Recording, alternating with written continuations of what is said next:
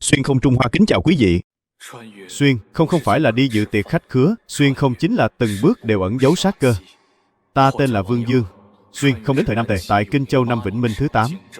Bằng cách giả danh đại thế gia hàng đầu, Lan gia Dương Thị, để đứng vững gót chân tại triều đại này, đã trải qua thời Tề Vũ Đế Tiêu Trách và Tề Minh Đế Tiêu Loan, hai đời hoàng đế, trở thành đô đốc, trưởng quản quân sự hai châu Kinh, Tương, chức vị Kinh Châu Thứ Sử.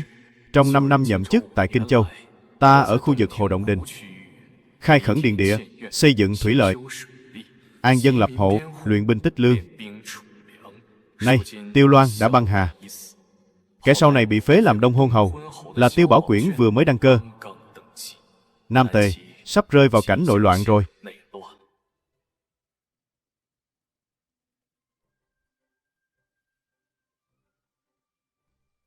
Chi Nhan, thuế vụ năm nay đã vận chuyển hết về Kiến Khang chưa? Vất vả cho nàng rồi. Có tin tức gì từ tiền tuyến không? Khổng tiên sinh nói, quân Bắc Ngụy vẫn luôn đóng quân tại Huyền Hồ, chưa thấy có động tĩnh gì. Theo sử sách ghi chép, Bắc Ngụy Hiếu Văn Đế Nguyên Hoành trước khi ban sư hồi triều đã bị hoàng hậu tặng cho một chiếc mũ xanh, chắc hẳn là sắp phải quay về xử lý rồi. Hoặc giả Nguyên Hoành của Bắc Ngụy đã lâm bệnh, tiếp tục phái người canh chừng cẩn mật, chờ đến khi đại quân Bắc Ngụy rút về, chính là lúc chúng ta thu hồi 5 quận Ung Châu. Thời cơ tốt nhất chính là đây.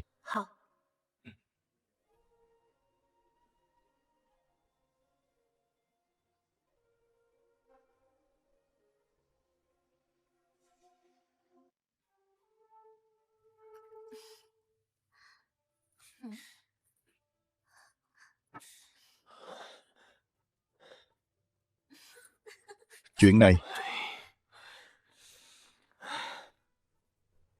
bệ hạ, đại hành hoàng đế vừa mới băng hà, trong triều công việc bề bộn, xin bệ hạ hãy lâm triều.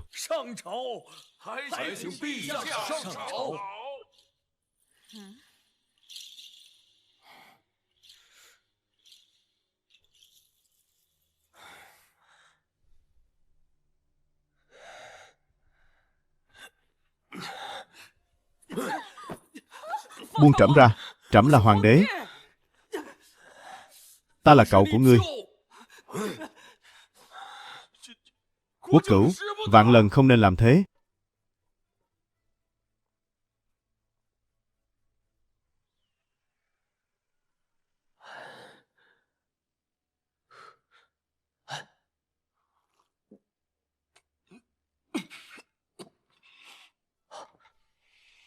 Trong quân, không có ai bàn tán về việc trẫm lâm bệnh chứ? Chưa từng nghe thấy bàn tán. Này, đứng lại, bổn cung là Bành Thành trưởng công chúa, muốn kiến diện bệ hạ. Cho nàng ta vào. Cho nàng ta vào đây.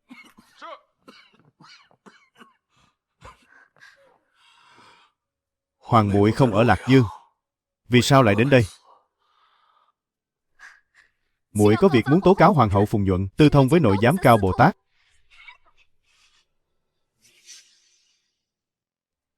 Muội muốn tố cáo hoàng hậu Phùng Nhuận tư thông với thái giám Cao Bồ Tát. Chớ có nói càng.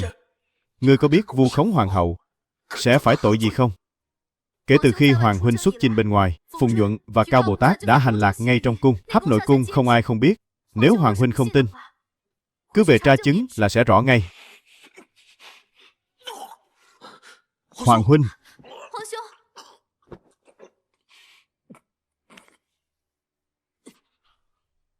truyền chỉ, lấy lý do tề chủ Tiêu Loan bệnh mất, theo lễ không phát tang. Ban sư hồi triều.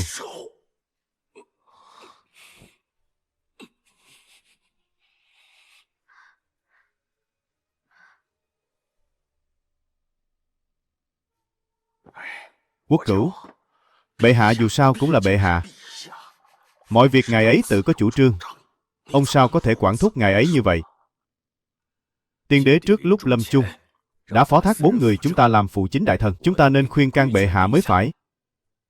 Linh Cửu tiên đế còn chưa hạ huyệt, mà bệ hạ đã ở trong cung thỏa sức ăn chơi nhảy múa, đắm chìm trong tửu sắc, khước từ việc chịu tang. Thật là ra thể thống gì nữa. Ngài ấy tưởng rằng làm hoàng đế Không phải là gánh vác trọng trách ngàn cân của Giang Sơn, mà là từ nay chẳng còn ai có thể quản thúc mình nữa. Nhìn vào vị vua này, thật chẳng có dáng dấp của bậc minh quân. Cẩn trọng lời nói, cẩn trọng lời nói. Vì Giang Sơn xã tắc của bệ hạ, chi bằng chúng ta lập người khác. Phò tá Giang Hạ Vương Tiêu Bảo Huyền lên làm vua. Không ổn. Giang Hạ Vương vốn dĩ luôn coi thường triều thần. Bệ hạ tuy có phần hôn quân, nhưng Giang Hạ Vương lại là kẻ bạo ngược. Cả hai đều không phải là lựa chọn tốt. Chẳng hay vương gia thấy thế nào?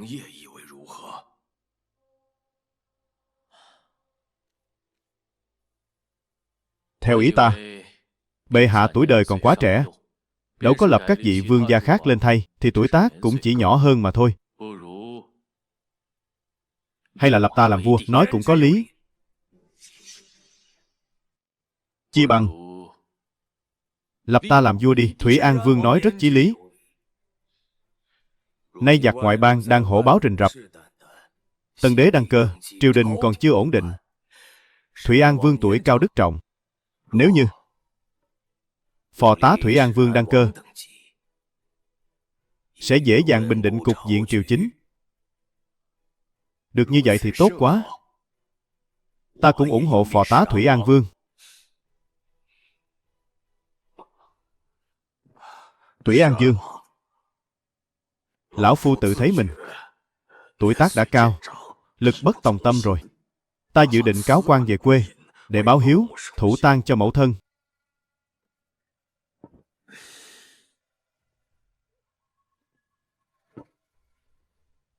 Vậy thì chuyện chúng ta bàn bạc hôm nay, Thủy An Vương cứ yên tâm. Lão phu có thể kinh qua 7 đời triều đại loạn lạc mà vẫn đứng vững không ngã. Tất cả đều nhờ vào việc tai điếc mắt mù mà thôi.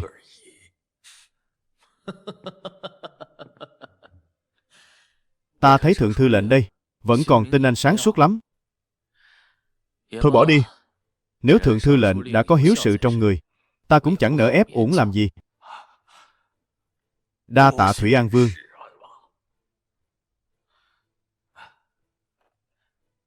Kính Thủy An Vương một ly.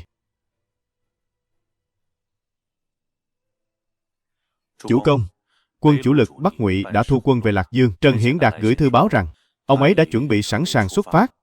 Xin chủ công hãy chuẩn bị đầy đủ lương thảo, chờ đợi thời cơ để hành động. Vừa hay có thể thử nghiệm đội hình chiến trận hắc chế kỵ binh mà chúng ta mới luyện tập. Lên đường cẩn thận.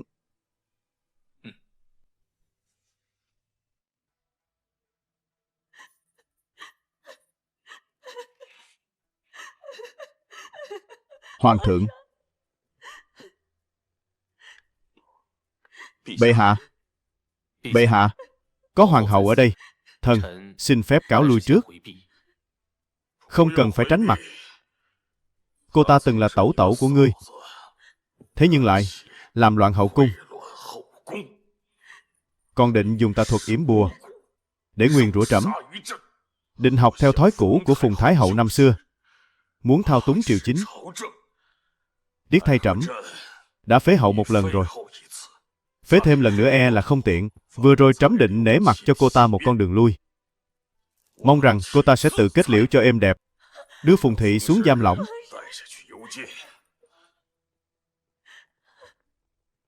Không muốn. Hoàng thượng.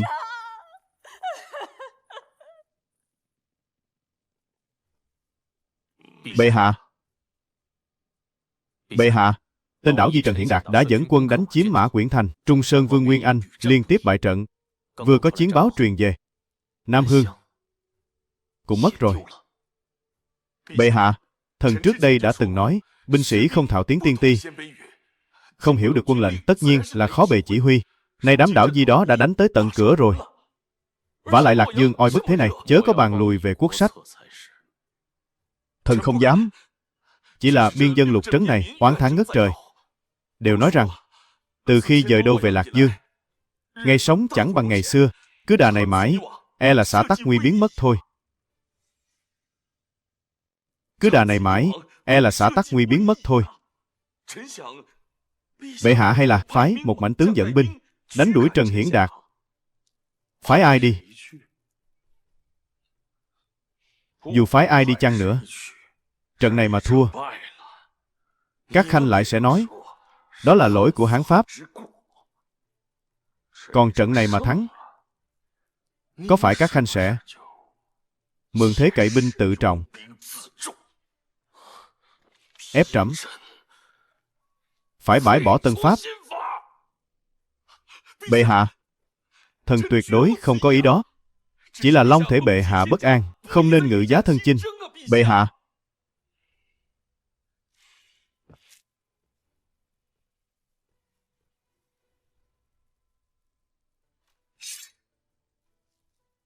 trận này không vì bờ cõi,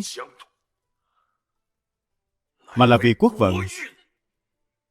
Trẫm muốn cho thiên hạ thấy trẫm mặc Hán phục, vẫn có thể cầm đao giết địch, vẫn có thể công phá lũ đảo Di. Kẻ nào còn dám đòi bãi bỏ Tân Pháp, trẫm tất sẽ tru di. Bệ hạ, truyền lệnh ngự giá. Tuân chỉ.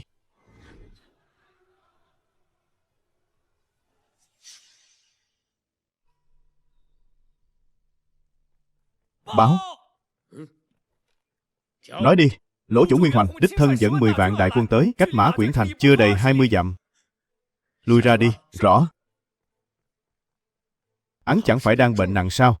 Sao lại khỏi nhanh đến thế? Thái úy, quân Ngụy thế lớn, tường thành Mã Quyển thấp bé, không thể cố thủ lâu.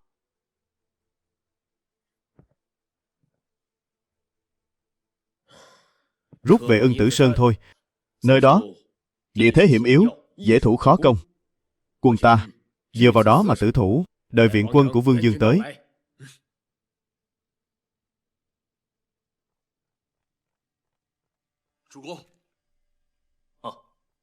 Tình hình trên Ưng Tử Sơn thế nào rồi? Lỗ chủ Nguyên Hoành dẫn 10 vạn đại quân đã bao vây Ưng Tử Sơn rồi.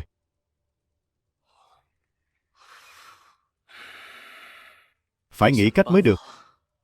Cần phái một người tâm phúc đến gặp Trần Hiển Đạt vào lúc tảng sáng ngày mai, cùng ông ấy nội ứng ngoại hợp, đánh thẳng vào trung quân đại doanh của quân Ngụy.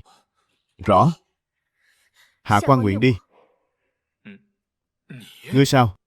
Thái úy từng gặp ta, cũng đã nghe qua chuyện cũ của ta. Ta đi mới có thể khiến Thái úy tin tưởng. Nếu đổi thành người khác, biết đâu ông ấy lại hồ nghi liệu đây có phải cạm bẫy của lũ giặc Ngụy hay không. Nhưng mà không có nhưng nhị gì cả. Ta nhất định phải đi.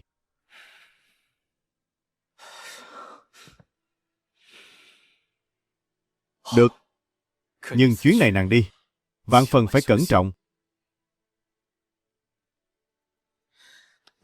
Rõ.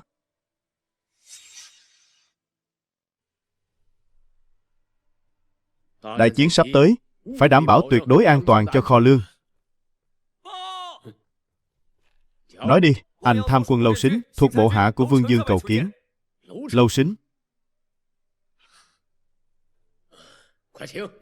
Cho vào.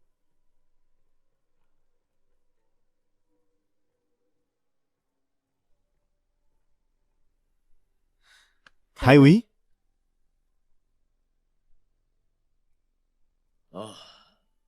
Hồ Tùng, Triệu tham quân, các người đi tuần tra các nơi trước đi, kiểm kê lại lương thảo quân nhu.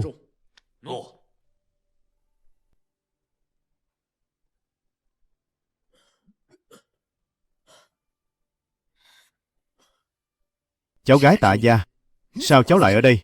Thái úy có điều chưa biết, cháu cải Nam Trang, lấy tên là Lâu Sính từ 4 năm trước, đã ở dưới trướng của Vương Dương, giữ chức phủ quân hành tham quân. Nhưng nếu thân phận bị bại lộ, đó là tội khi quân đấy. Tiên đế đã biết chuyện này, nhờ ân đức của người, cháu mới có thể giữ kín thân phận đến nay. Mong Thái úy giữ bí mật cho. Được, ta biết rồi.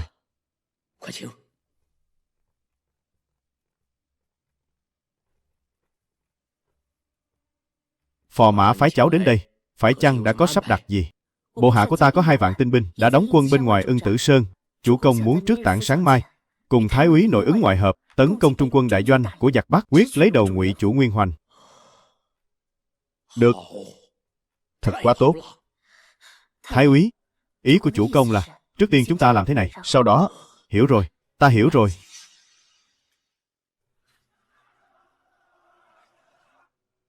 Tất cả ngẩng đầu lên, hãy nhìn xuống dưới núi. Chính giữa nơi đó chính là trung quân trướng của Ngụy chủ Nguyên Hoành. 10 vạn đại quân Ngụy đang vây hãm. Có phải các huynh đệ thấy lần này chúng ta cầm chắc cái chết rồi không? Sợ rồi sao? Được, tốt lắm. Đó là lẽ thường tình của con người. Bởi vì Nguyên Hoành, hắn ta cũng đang nghĩ như vậy. Hắn tưởng chúng ta đã cạn lương, đã tuyệt đường lui. Chỉ cần vây thêm vài ngày là chúng ta sẽ tự tan rã. Nhưng hắn lầm to rồi. Lão Phu đã chinh chiến 40 năm. Số người chết ta từng thấy còn nhiều hơn số người sống mà tên Nguyên Hoành kia từng gặp. Ta nói cho các huynh đệ biết, đánh trận không dựa vào địa lợi, càng không dựa vào lấy đông hiếp yếu. Trận thế thuận buồm xuôi gió thì ai mà chẳng đánh được. Nhưng hắn không hề hay biết, Thứ sử Kinh Châu, Vương Dương lúc này đã dẫn theo tinh binh áp sát ngoại vi Ưng Tử Sơn. Chỉ còn đợi chúng ta ứng cứu nữa thôi. Đừng vội mừng quá sớm. Vương Dương đã đến rồi.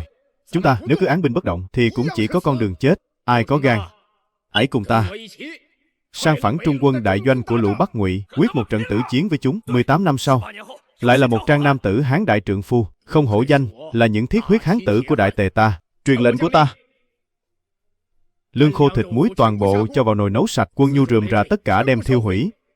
Lão Phu sẽ dẫn dắt các huynh đệ mở ra một huyết lộ để sinh tồn. Tảng sáng ngày mai, hãy cùng ta xung phong. Tự chiến, tự chiến, tự chiến. Tự chiến, tự chiến, tự chiến. Điên rồi. Lão già này phát điên thật rồi. 10 vạn quân đang bao vây. Xung phong kiểu gì cơ chứ? Còn đòi xung phong. Đó chẳng phải là nộp mạng sao? Tướng quân, vị thái úy này đã đánh trận cả đời rồi. Biết đâu đấy, ông ấy có thể mở ra một con đường sống. Sống cái nỗi gì? Ông ta đã 72 tuổi rồi. Sống đến tầm này là đủ vốn rồi. Ngày mai, nếu ông ta có chết giữa đám loạn quân thì vẫn sẽ lưu danh thiên cổ. Còn ta mới có 30. Ta không muốn phải chôn thây cùng lão ta. Vậy ý ngươi là chúng ta bỏ trốn? Trốn đi đâu?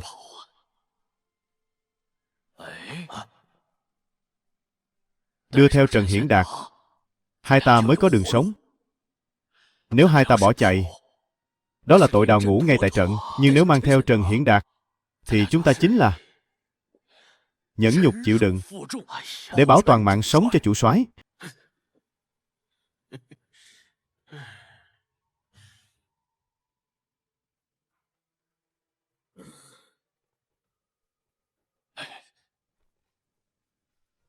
Thái úy Hồ Tùng, ngươi sợ rồi sao? Bẩm thái úy, không phải. Ngày mai xung trận, Mạc tướng nguyện làm tiên phong. Chỉ là, thưa thái úy, bên ngoài kia là 10 vạn đại quân. Thực sự không còn cách nào khác sao? Bên ngoài có 10 vạn đại quân. Thực sự không còn cách nào khác sao?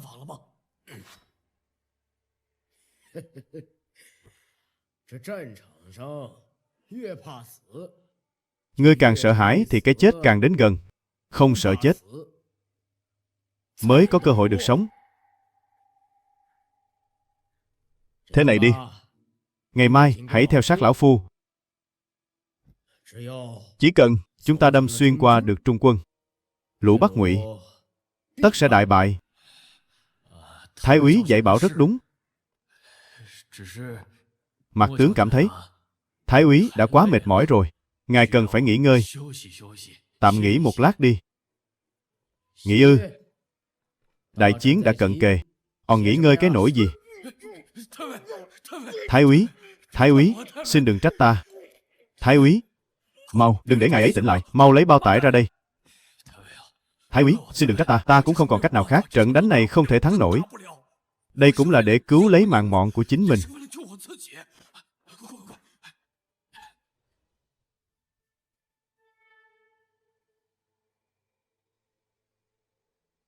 Sắp đến giờ lành rồi.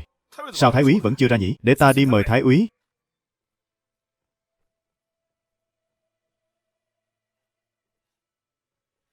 Không xong rồi, mất tích rồi. Cái gì mất tích? Thái úy không thấy đâu nữa, trong đại doanh trống rỗng, chỉ còn lại thanh bảo đao thôi. Ngươi nói Thái úy bỏ chạy rồi sao? Không đời nào. Đêm qua Thái úy còn nói sẽ dẫn chúng ta quyết tử mà. Hồ tướng quân cũng biến mất luôn rồi. Bọn họ chắc chắn đã cùng nhau đào tẩu rồi. Cái gì mà đào tẩu? Chuyện này, giờ phải tính sao đây? Đúng vậy, phải đó. Chúng ta biết làm thế nào bây giờ? Thật không ngờ Thái úy lại là kẻ tham sống sợ chết như vậy. Phải đó.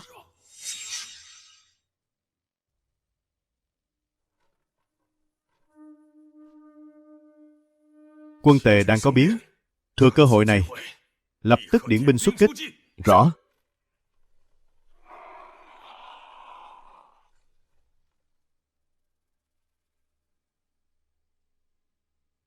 Chủ công, trọng bộ binh đã mặc giáp xong. Kỵ binh ở hai bên sườn cũng đã sẵn sàng cả rồi. Lạ thật. Trên Ưng Tử Sơn này, không giống như có người đang chỉ huy. Trần Hiển Đạt xảy ra chuyện gì rồi sao? Ngày hôm qua Trần Hiển Đạt vẫn còn nhuệ khí bừng bừng. Ông nói sẽ cùng chủ công nội ứng ngoại hợp. Có lẽ là có binh biến. Không đúng, thời gian không khớp. Trần Hiển Đạt lẽ ra phải tử trận trên chiến trường khi khởi binh đánh Kiến Khang mới phải. Chủ công, chúng ta nên làm gì đây? Có cần rút quân không? Không được. Ưng Tử Sơn nếu bị chiếm mất, thì đại quân Bắc Ngụy sẽ tràn thẳng tới chỗ chúng ta. Truyền lệnh cho các chiến sĩ xung trận. Khua trống trận thật vang lên cho ta. Dương cao cờ xí tiến về phía trước, phất cờ thật mạnh, để cho binh sĩ trên Ưng Tử Sơn nhìn cho thật rõ. Ngoài ra, bảo các chiến sĩ tiền tuyến đều phải hô to, Lạc Dương có phản tặc rồi. Tuân lệnh.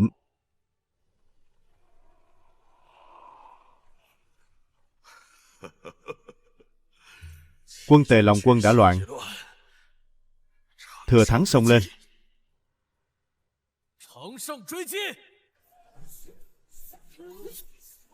Lạc Dương có phản tặc rồi. Lạc Dương phản rồi. Hướng Lôi. Kết trận. Tiến lên ép sát. Tuân lệnh. Sát. Nhanh tay lên. Nhanh lên. Lạc Dương phản rồi. Diện quân đến rồi. Lạc Dương phản rồi. Lạc Dương phản rồi.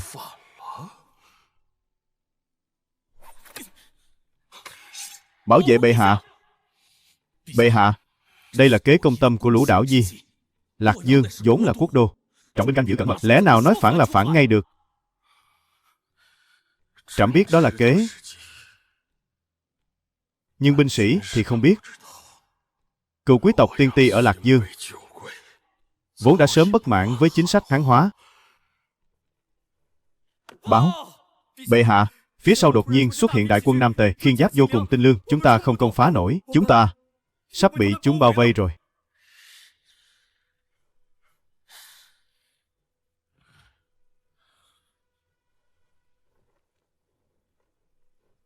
Đó là Vương Dương. Ai cho một Vương Dương? Hoàng huynh.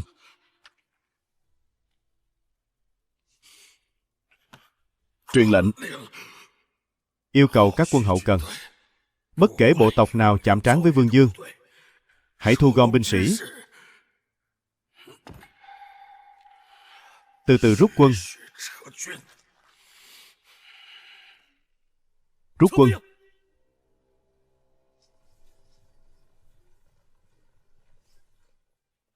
Chủ công, Bắc Ngụy lui quân rồi, chúng ta có nên đuổi theo không? Chớ đuổi cùng diệt tận. Nguyên Hoành này là một bậc anh quân, thân binh bên cạnh hắn vẫn còn đó. Hắn chỉ là nhất thời loạn trận thế, nếu dồn hắn vào đường cùng, chúng ta không đánh nổi trận diệt sạch này đâu. Rõ.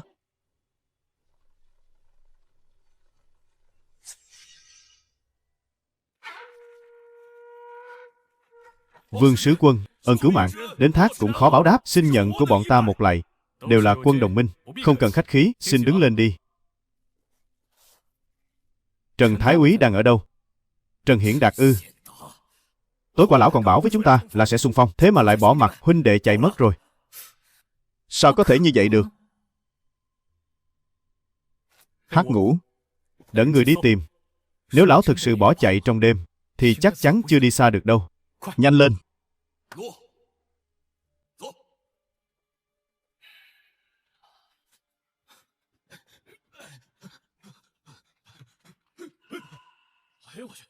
Quân đồng minh kìa. Tốt quá rồi. Thái úy bị thương ngất đi rồi. Chúng ta đang liều chết bảo vệ ngài ấy phá vòng dây đây. Nhanh! Lập được đại công này, về triều nhất định sẽ có trọng thưởng. Đem bọn chúng.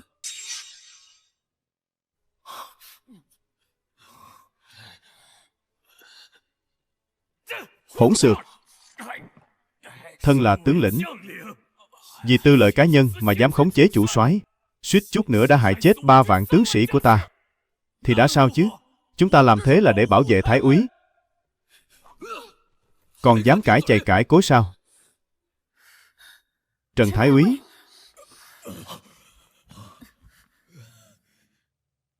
Phò mã!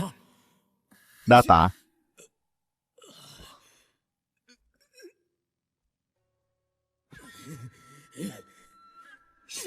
Lũ các ngươi gan to bằng trời, dám làm hỏng đại sự của ta. Thái úy, Mạc tướng cũng chỉ vì nghĩ cho ngài thôi mà. Lão phu anh minh một đời, chẳng ngờ lại bại hoại trong tay lũ tiểu nhân. Thái úy, ta là tướng lĩnh của đại quân Kiến Khang, ngài không thể giết ta. Hồ Tùng, ngươi đúng là nỗi sỉ nhục của đại tề ta. Thái úy xin hãy khoan tay. Hắn nói đúng đấy, dẫu có muốn giết hắn, cũng nên giao cho bệ hạ định đoạt.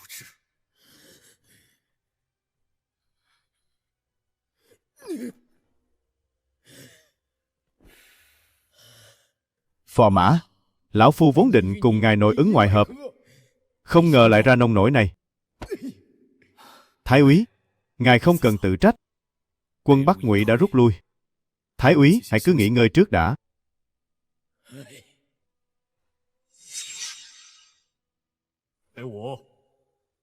Giải Hồ Tùng, áp giải về Kiến Khang, giao cho bệ hạ xử lý. Rõ. Đưa người đi.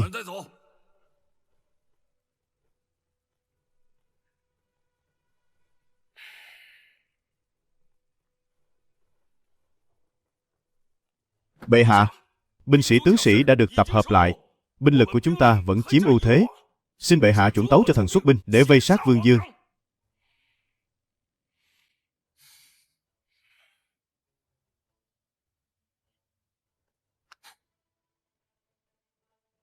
Nguyên hiệp,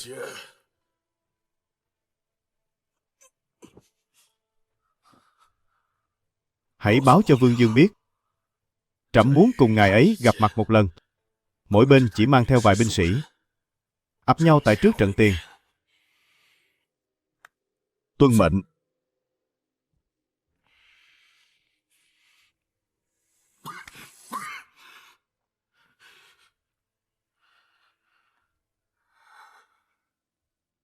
Ngoại thần bái kiến ngụy chủ. Dương Dương, trẫm đã nghe danh ngài từ lâu. Khi trẫm còn ở Bình Thành, đã sớm biết đến Túc Hạ. Tại Bạch Hổ đạo tràng, ngài dùng văn chương thượng thư khua môi múa mép với quần nho. Tài năng ấy khiến ai nấy đều phải kinh ngạc. Sau này khi ngài trấn thủ kinh sở, chính sự thông suốt, lòng dân thuận hòa. Tại trận Đặng Thành, ngài đã đẩy lui được Trung Sơn Vương Nguyên Anh của trẫm. Giờ đây lại phá tan 10 vạn đại quân của trẫm. Tiên sinh quả có tài của Quản Trọng, Nhạc Nghị, đúng là thiên hạ vô song. Tiên sinh có tài quản nhạc, thế gian hiếm thấy. Ngụy chủ quá khen rồi. Giang Nam nay đã suy tàn. Tiêu Bảo Quyển thẳng tay sát hại tông thất, nghi kỵ công thần cũ, Chu Phụng Thúc, Vương Yến, Vương Kính Tắc, hết thảy đều không có kết cục tốt đẹp. Tiên sinh nhìn thì có vẻ hiển hách nhất thời, nhưng thực chất lại như đang đi trên băng mỏng. Trẫm tuy sinh ra tại đất Bắc, nhưng lòng luôn ngưỡng mộ Hoa Hạ. Từ khi thân chính đến nay, thay đổi hán phục, chỉnh đốn âm vận, dời đô về Lạc Dương để định lại lễ nhạc. Đại Ngụy ngày nay chính là một thượng quốc văn minh, một vùng đất của lễ nghi. Nếu tiên sinh bằng lòng bỏ tối tìm sáng, trẫm sẵn sàng dành sẵn vị trí tam công để chờ đợi. Ùng tiên sinh bình định Trung Nguyên, thống nhất thiên hạ, há chẳng phải là chuyện tốt đẹp sao? Ngụy chủ nghĩ rằng chỉ cần nói tiếng Hán, mặc hán phục, sắp đặt lại gia phổ danh gia vọng tộc, thì sẽ trở thành chính thống của Trung Nguyên sao? Chẳng lẽ không phải sao? Những việc trẫm làm, thảy đều tôn sùng đạo của thánh nhân. Nay văn phong Lạc Dương đang độ cực thịnh, ngỡ như thời Lưỡng Hán tái sinh, nhìn lại Kiến Khang xem. Chẳng qua chỉ là lũ đảo di tạm bợ, đang thoi thóp chút hơi tàn mà thôi. Chẳng qua chỉ là lũ đảo di tạm bợ, đang thoi thóp chút hơi tàn mà thôi. Ngụy chủ, ngài sai rồi. Ngài tưởng rằng thứ mình đang học là sự cương kiện của thời Lưỡng Hán, thực chất lại học phải thói hủ bại của thời Ngụy Tấn. Cái gọi là hán hóa của ngài, chẳng qua là cúi đầu trước tầng lớp môn phiệt thế tộc, dùng bổng lộc để mua chuộc cùng bọn họ cai trị thiên hạ. Trẫm định ra họ tộc là để tuyển chọn người hiền tài, chỉnh đốn luân thường đạo lý, sao có thể sai được? Tuyển chọn hiền tài sao? 8 họ tiên ti mà Ngụy chủ định ra, sánh ngang với 4 họ lớn của người Hán, thực chất là hạng thượng phẩm không có con em nhà nghèo, hạng hạ phẩm không có dòng dõi thế gia, đưa huyết thống và môn đệ, đè cưỡi lên trên tài năng, coi sĩ tử nghèo trong thiên hạ như cỏ rác. Thứ ngài đang làm không phải là cách tân, mà là phục cổ lùi bước. Môn phiệt thế tộc, gia thế học thức, uyên thâm, chính là nền tảng trị quốc.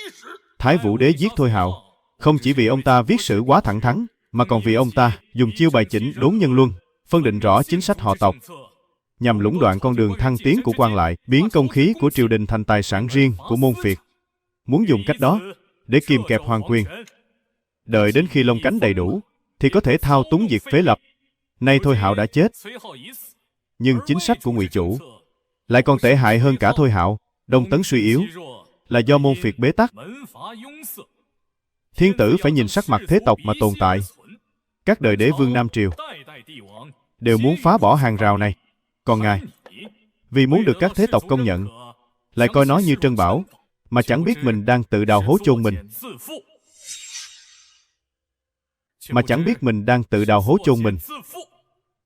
Tô Gan, ngươi dám phê phán quốc sách của trẫm sao?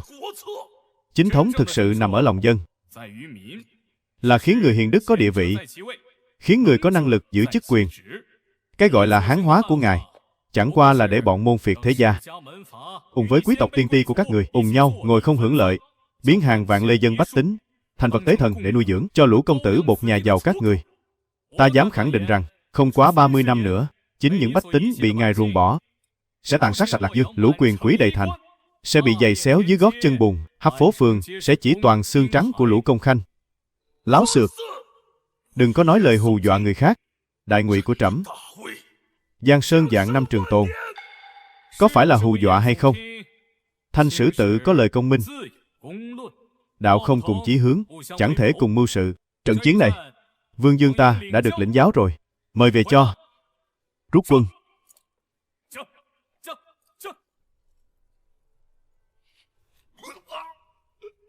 Bệ hạ,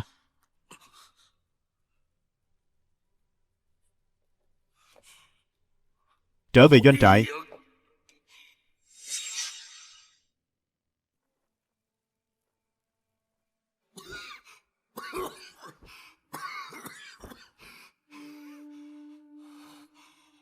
Lạc Dương, còn bao xa nữa? Hoàng huynh, qua khỏi cốc Đường Nguyên, phía trước sẽ là vùng bình nguyên bằng phẳng, sẽ nhanh chóng tới nơi thôi.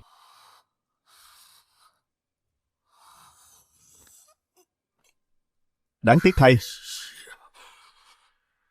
trẫm vẫn chưa thể nhất thống thiên hạ.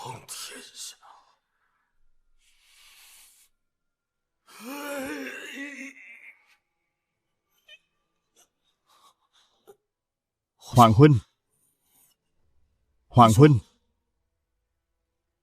Hoàng huynh.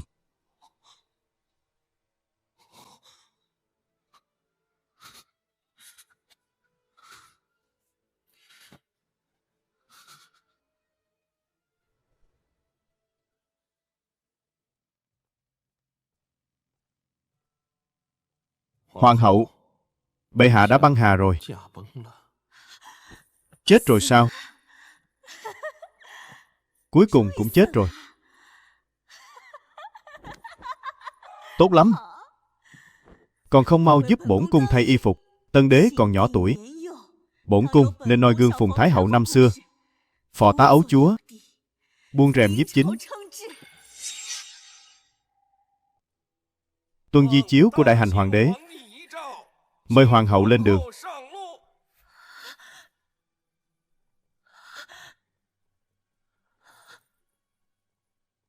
Láo xược, ngươi dám giả mạo thánh chỉ.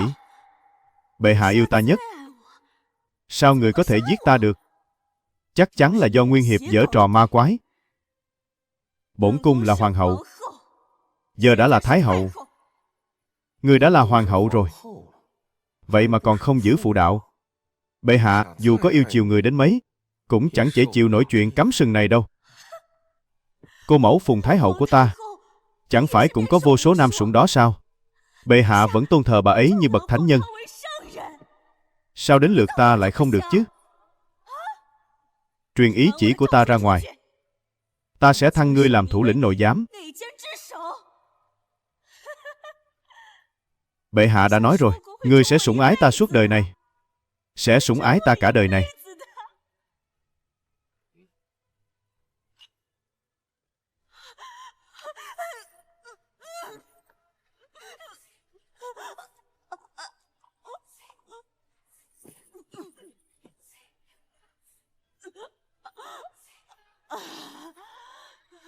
Không thể nào.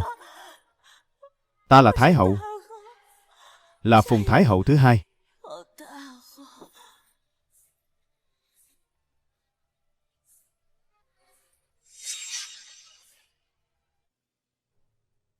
Trẫm kế thừa đại nghiệp, dời đô đến Lạc Dương, thực hiện biến pháp chí hướng đặt ở việc thống nhất Giang Sơn. Nay đại hạn đã đến, nghiệp lớn chưa thành, trong lòng ôm hận sâu sắc. Hoàng thái tử Nguyên Tuân, nhân hiếu đã thành, nên lập tức kế vị hoàng đế. Bành thành vương Nguyên Hiệp, lòng trung thành sáng tựa mặt trời, nên cùng đồng tâm phụ chính. Mong quân thần một lòng, đừng từ bỏ tâm nguyện biến pháp ban đầu của trẫm, sớm định đoạt biên cương, để an ủi anh linh trẫm nơi chính suối. Tham kiến bệ hạ. Tham kiến bệ hạ.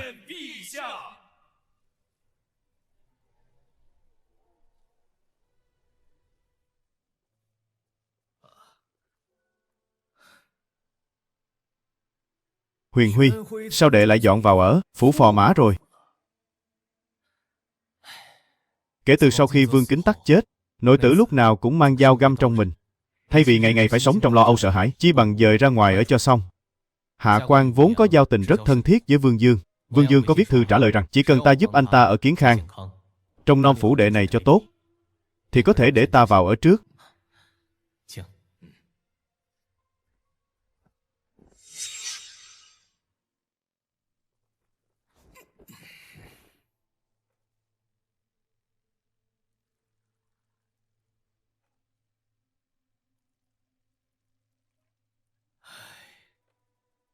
Nay bệ hạ của chúng ta, tuổi trẻ tài cao thì ít mà hoang đường thì nhiều, ăn chơi trác tán không biết điểm dừng.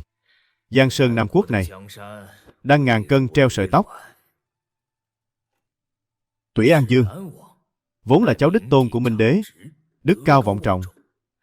Ta muốn cùng Huyền Hối liên danh dân sớ, thỉnh cầu bệ hạ ban cho Thủy An Vương lễ cửu tích, phong làm thừa tướng. Có như vậy mới mong ổn định cục diện. Đây chính là trò cũ của Tào Tháo, Tư Mã Chiêu và Lưu Dụ trước khi soán ngôi đoạt vị. Huyền Huy, ông thông hiểu sử sách, phải biết rằng khi ấu chúa tại vị, xã tắc ắt sẽ bất ổn. Làm vậy cũng là vì lo nghĩ cho quốc gia. Thủy An Vương đã có ý để ông kiêm chức vệ úy, hiệp lực quản lý cẩm quân nơi cung môn.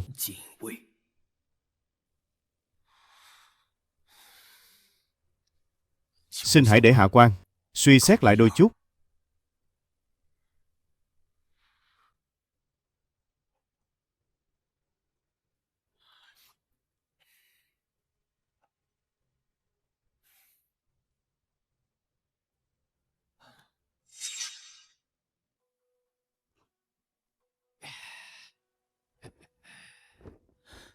Hồ tướng quân.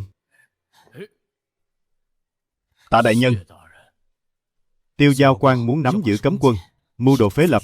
Hắn để ta kiêm chức vệ úy, mục đích chính là muốn ta mở toang cửa cung cho hắn vào. Tạ Lại Bộ, ông điên rồi sao? Chuyện này không thể nói bừa đâu. Ta không điên. Ông nắm giữ binh quyền trong tay, chỉ cần hai ta cùng đứng tên tố giác với bệ hạ, ắt sẽ nhổ tận gốc được bọn gian thần. Tạ Lại Bộ à, Tiêu Giao Quan là thân quyến của bệ hạ, quyền khuynh triều giả đấy.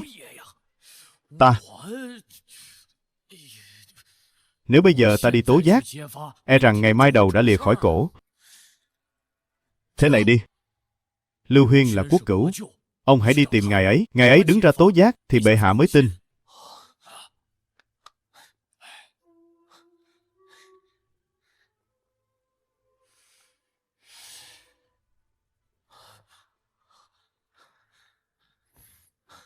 Quốc cửu, Tiêu Giao Quan mật mưu phế lập, kính xin quốc cửu mau chóng bẩm báo lại với bệ hạ. Cái gì? Chuyện này cứ giao cho ta, ông cứ về nhà trước đi, ta sẽ lập tức vào cung tấu trình. Làm phiền ngài rồi.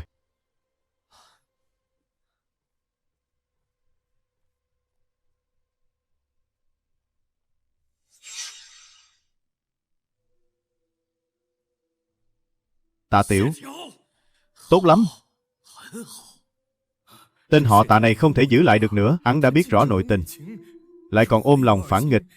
Nếu để hắn hé răng nửa lời ra ngoài, người chết sẽ là chúng ta. Truyền lệnh xuống. Tạ Tiểu phỉ bán đại thần phụ chính, có ý đồ chia rẽ ly gián, lập tức tống giam vào ngục. Oan uổng quá. Chính Tiêu Giao Quan mưu phản. Tiêu Giao Quan mới là kẻ mưu phản. Tạ Lại Bộ, đây là rượu thủy An Vương ban cho ngài, mau uống đi thôi. Không. Không được, không muốn. Ngươi, uống đi cho ta. Uống đi.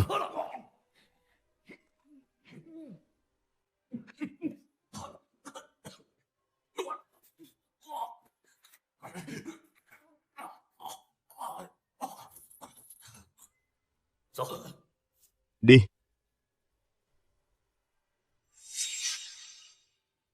Tối mai khởi sự, lấy lửa làm hiệu. Ta sẽ thân hành dẫn thân binh công phá cửa Đông Dịch, đánh thẳng vào Thượng Thư Tỉnh. Nội ứng trong cung, ta đã sớm an bài thỏa đáng. Chỉ cần thấy ám hiệu hỏa quan, ta sẽ lệnh cho người mở cửa Vân Long, đón đại quân của vương gia nhập cung. Không đúng, ta không muốn tạo phản. Ta là thân cậu của hoàng đế. Nếu tạo phản rồi, để Tiêu Giao Quan lên ngôi, thì ta chẳng phải sẽ trở thành ngoại thích của tiền triều sao? Chẳng phải là tự mình hại mình sao? Quốc cửu, ngày mai ông hãy vào cung trước, giữ chân tên hôn quân đó. Đợi đến khi bên ngoài tiếng sát phạt vang trời, ông hãy lấy cớ đó mà khống chế hắn ngay tại đại điện. Tủy An Dương, chuyện này hệ trọng khôn lường. Theo ta thấy, chúng ta vẫn nên bàn bạc kỹ lại từ đầu. Bọn ta đã như tên trên dây, không thể không bắn rồi. Dạo gần đây ta thân thể bất an, tâm thần bấn loạn, e rằng khó gánh vác trọng trách này. Xin về phủ tĩnh dưỡng trước. Cáo từ.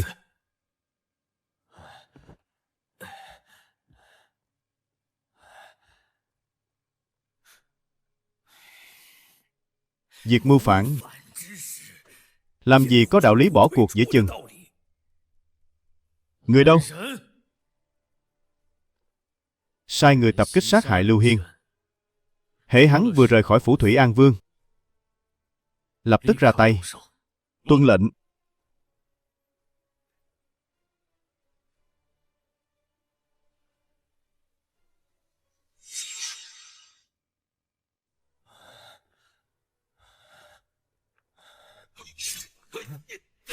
Đứng lại, đừng hòng chạy. Cứu mạng, có người mưu phản. Đại quân đang ở đây, lũ tiểu nhân phương nào dám cả gan làm loạn. Hồ tướng quân, mau đưa ta đi kiến giá bệ hạ. Rõ. Hồ giá quốc cửu.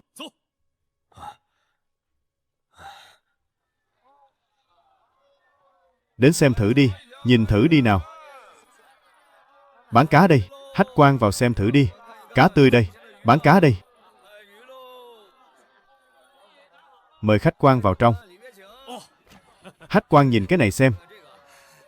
Cái này bán thế nào? Phan Ngọc Nhi như tiên nữ giáng trần. Đây chính là gót ngọc nở hoa sen vậy.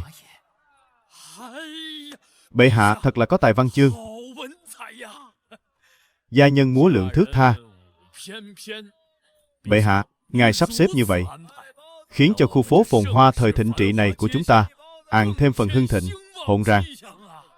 Bệ hạ, ngài quả không hổ danh là một bậc minh quân. Tốt quá rồi. Đừng nhìn nữa, lo mà buôn bán đi.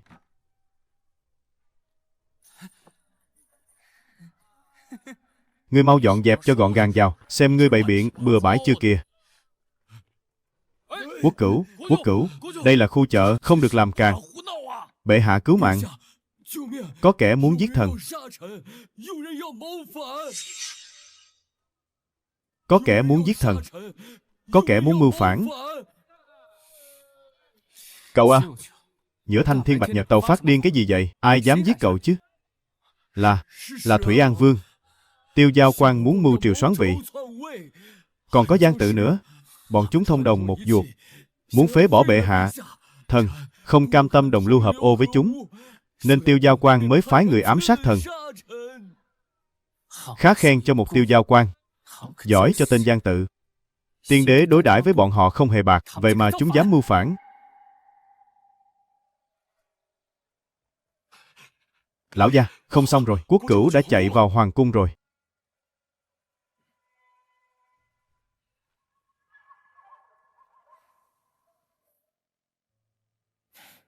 Sự đã đến nước này,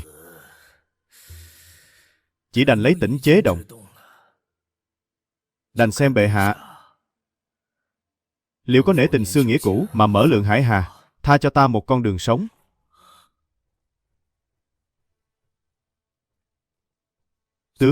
Tướng quân dẫn binh xông vào. Ý đồ là gì đây? Nghịch thần họ Giang, cấu kết với Thủy An Vương, mưu đồ tạo phản, giết không tha. Ta muốn kiến diện bệ hạ.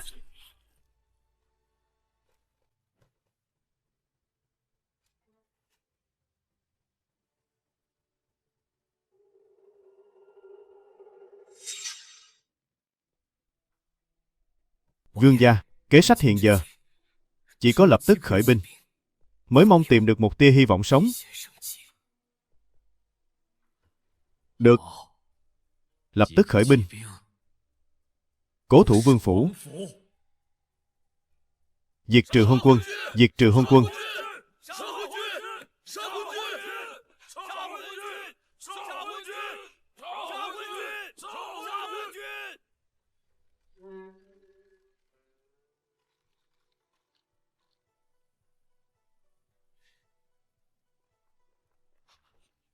Bệ hạ, Thủy An Vương Tiêu Giao Quan mưu phản rồi. Hắn đang tập hợp bộ hạ trong phủ, e là sắp có biến động lớn. Khanh gấp cái gì? Trẫm đã phái người điều binh đi rồi. Đến đúng lúc lắm. Khanh cũng vào đây chơi với trẫm một ván. Việc này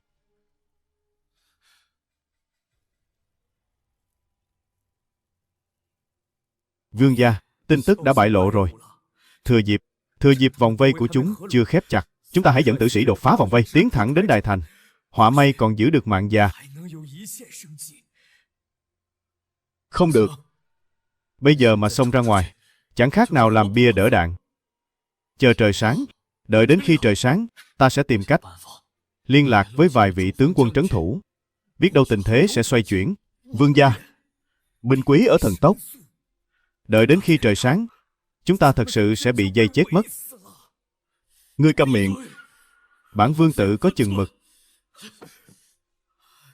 Tất cả cố thủ, kẻ nào dám manh động, trảm.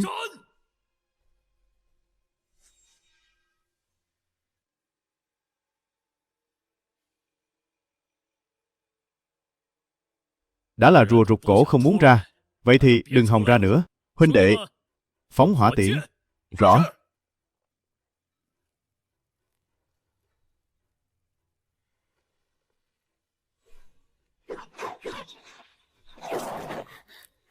Mau chạy đi. Cháy rồi. Cháy rồi. Lửa cháy lớn quá. Mau đến cứu hỏa. Cứu cái con khỉ gì nữa, lo mà chạy thoát thân đi. Mau lên. Lửa cháy rồi, chạy mau.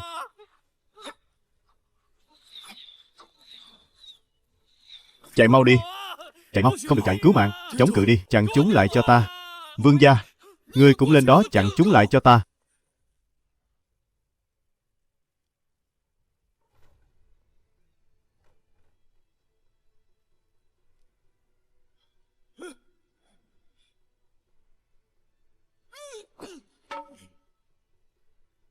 Hồ Hài Chi, ta là Thủy An Vương. Ta muốn gặp bệ hạ. Bệ hạ có thánh chỉ, mượn ngọn lửa này, tiễn Thủy An Vương lên đường.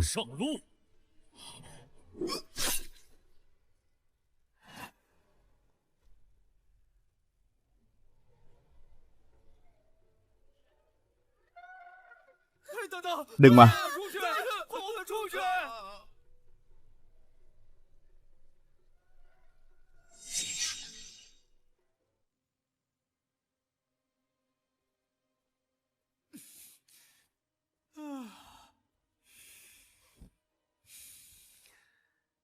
Đã giết sạch hết chưa? Bẩm báo bệ hạ. Nghịch tặc Tiêu Giao Quan cùng Giang Thạch, tất cả đã bị phục binh tiêu diệt. Làm tốt lắm. Ngươi muốn ban thưởng gì? Nỗi lo của bệ hạ vẫn chưa dứt. Thần không dám nhận thưởng. Trẫm còn nỗi lo gì nữa? Thần có tội. Trước đây, thượng thư lại Bộ Lang Tạ Triều từng tìm đến thần, nói rằng Tiêu Giao Quan mưu phản. Người họ Tạ vốn tính phóng túng, thần cứ ngỡ ông ta lại say rượu nói càng, nên chẳng hề để tâm, mới bảo ông ta đi tìm quốc cửu Lưu Miện. Nhưng nào có ngờ, Tạ Triều lại chết oan trong ngục. Lại có chuyện như vậy sao? Thần tuyệt đối không dám lừa dối bệ hạ. Vương Sản cũng là một trong tứ trụ phụ chính. Liệu ông ta có nhúng tay vào việc này? Vương Sản cũng là một trong tứ trụ phụ chính. Liệu ông ta có nhúng tay vào việc này? Thần không dám lạm quyền phán xét. Vương Sản xưa nay vốn cáo già xảo quyệt, chắc chắn là đã đánh hơi thấy mùi biến nên mới bỏ ghế thượng thư lệnh không ngồi, cáo quan về vườn. Trực các tướng quân Hồ Hài Chi nghe lệnh. Ngươi lập tức điều động binh mã bao vây phủ đệ của Vương Sản và Lưu Miện, tức khắc tru di lũ nghịch tặc.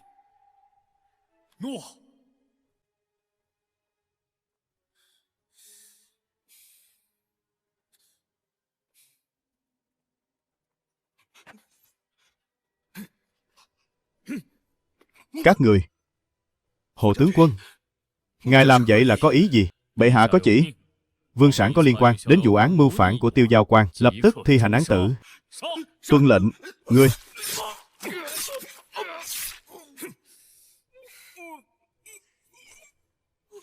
Bệ hạ. Bệ hạ.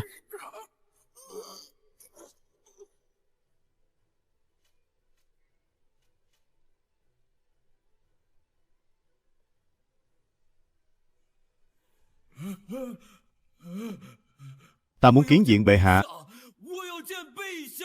Ta là công thần của triều đình.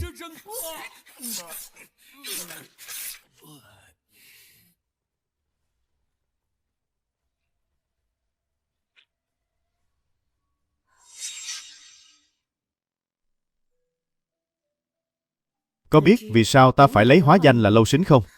Lần đầu giả trai, ta thấy có quá nhiều người nhòm ngó, ta sợ họ sẽ nhìn thấu thân phận của mình. Còn cái tên Lâu Sính chỉ là ta tùy tiện nghĩ ra mà thôi. Chủ công, công chúa, Lâu Tham Quân. Vợ của Tạ Triều là Vương Thị, cùng con trai là Tạ Diễn, đang ở bên ngoài chờ. Mời họ vào đi. Rõ.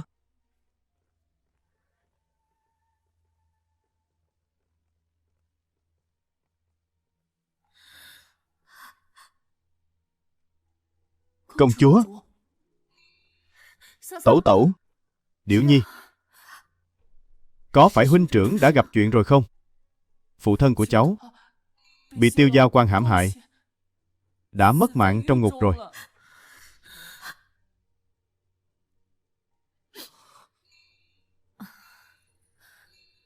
Đã xảy ra chuyện gì? Hãy kể rõ ngọn ngành xem sao.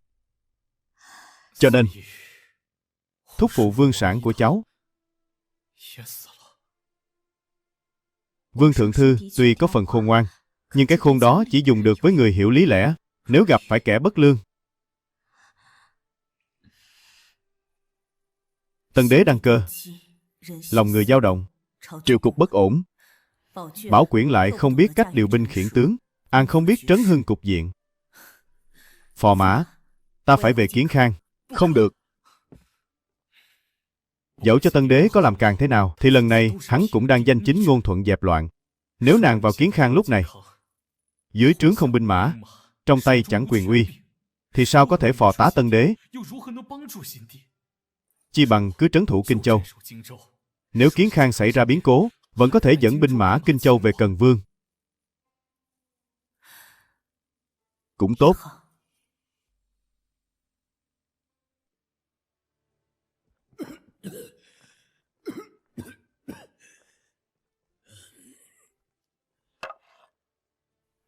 Thái úy, đã đến lúc dùng thuốc rồi. Thuốc đắng quá. Ta không uống đâu. Việc này, ngài không thể có bệnh mà giấu giếm được.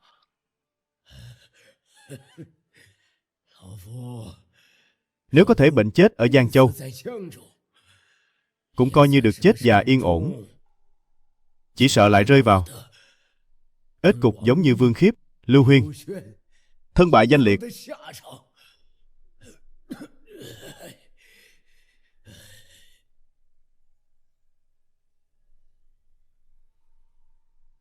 Bệ hạ, Tiêu Giao Quan tuy đã bị tru diệt, nhưng ẩn họa trong triều vẫn chưa dứt.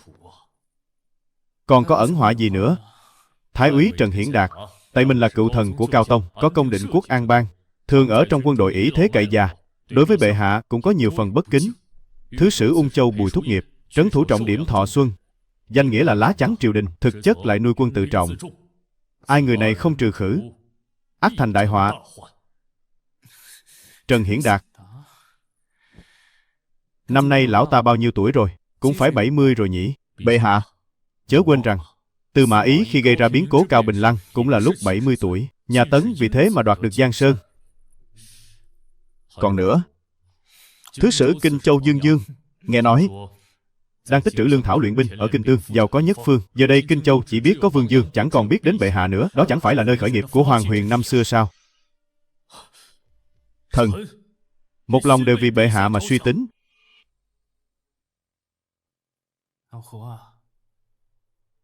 Khanh quả là một trung thần, nhưng chuyện này Khanh nhìn lầm rồi. Vương Dương tuy là kẻ láo cá, nhưng thê tử hắn chính là tỷ tỷ trẫm, Sơn Âm công chúa.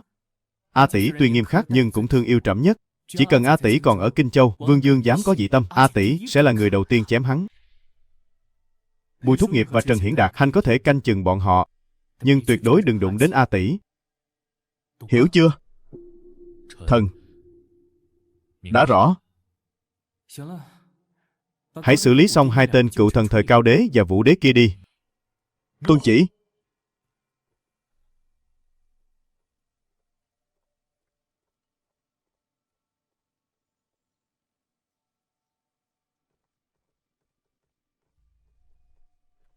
Thái úy, điển ký đã đến rồi.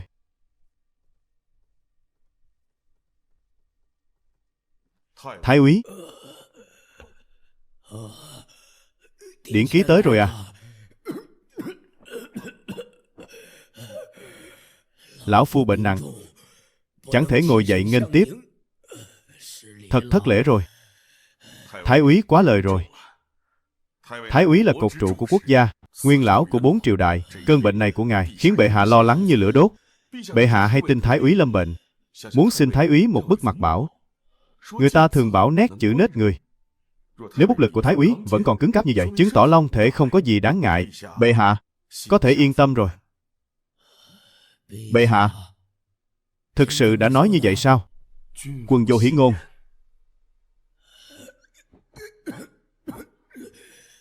Bệ hạ đã có lòng như thế, thực khiến lão thần cảm kích khôn nguôi.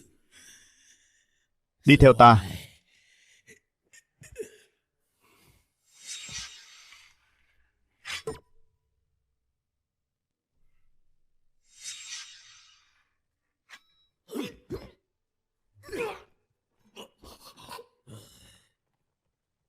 Trần Hiển Đạt, ngươi gan to bằng trời rồi đấy.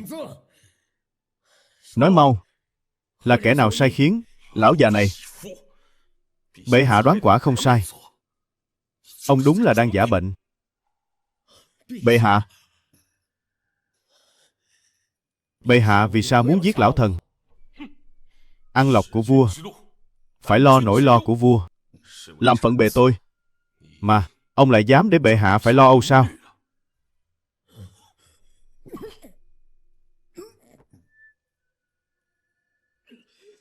Giải đi, rõ.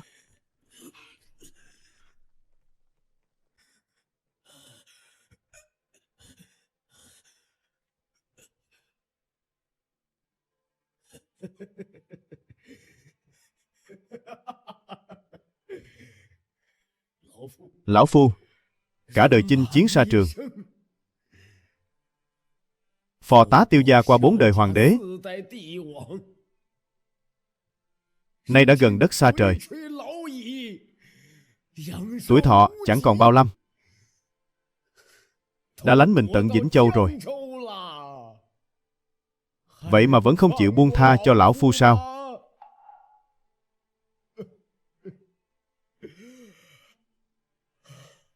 Đại tề, vâng rồi.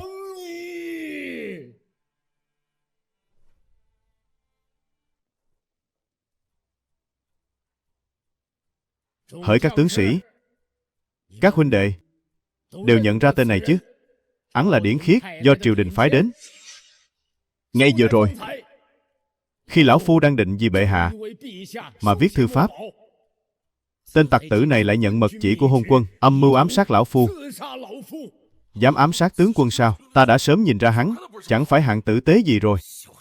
Thằng ấy có giỏi thì đối đầu trực diện, chơi trò đâm lén thì tính gì hạng anh hùng. Lão Phu từ tiền triều đã đi theo Thái Tổ Cao Hoàng đế, Nam chinh Bắc chiến mấy chục năm trường, trên người mang hàng chục vết thương, chưa từng một lần phụ lòng Tiêu gia. Thế mà nay, bệ hạ lại nghe lời sàm tấu, giết hại trung lương vô độ. Không chỉ sát hại quốc cửu, mà còn muốn lấy mạng lão Phu. Lão Phu này chết không có gì hối tiếc. Nhưng nếu cứ để mặc tên hôn quân đó làm càng, thì hắn sẽ hủy hoại cuộc sống bình yên của chúng ta, hủy hoại tất cả. Hắn muốn đẩy những huynh đệ đã cùng lão Phu vào sinh ra tử vào bước đường cùng. Nếu triều đình đã không còn chỗ dung thân cho chúng ta, các huynh đệ có sẵn lòng cùng ta mở ra một con đường sống? Phản rồi, phản thôi. Tốt. Vậy chúng ta sẽ thành Quân Trắc, diệt Giang Nịnh. Thành Quân Trắc, diệt Giang Nịnh. Thành Quân Trắc, diệt Giang Nịnh.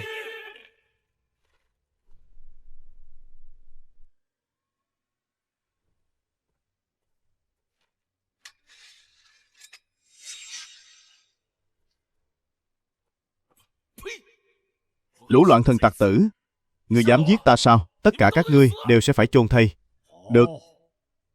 Vậy thì ta đành mượn thủ cấp trên cổ ngươi một lát, để dùng nó tế cờ.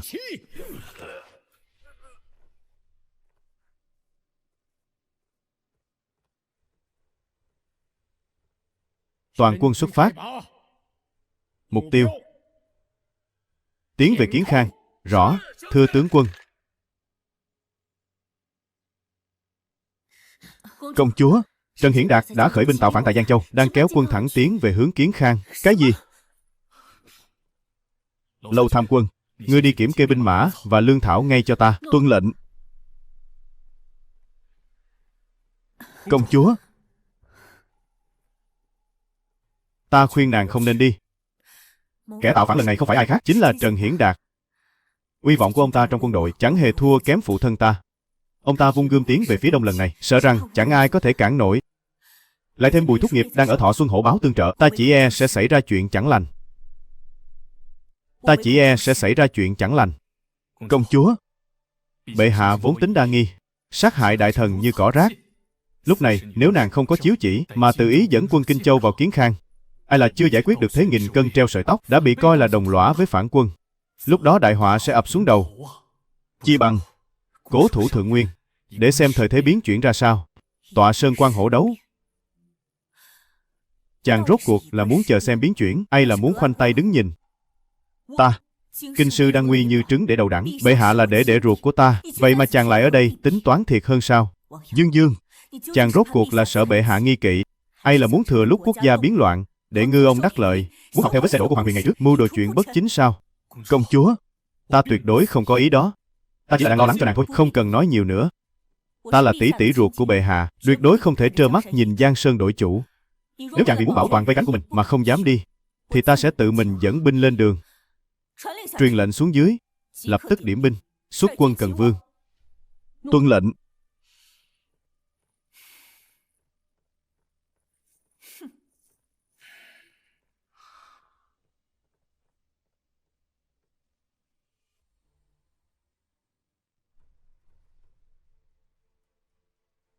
Hỡi các binh sĩ, thành bại chính là ở trận này.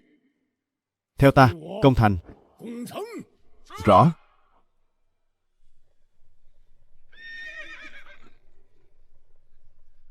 Thưa Thái úy, là binh mã của Kinh Châu. Sơn Âm công chúa đã đến rồi.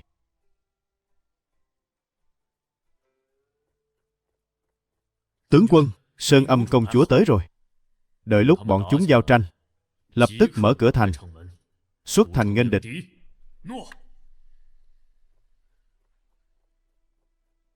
Công chúa, hoảng hốt cái gì? Toàn quân nghe lệnh, kết trận, chuẩn bị nghênh địch. Giết! Xông lên, giết! Giết sạch cho ta. Giết hết chúng cho ta.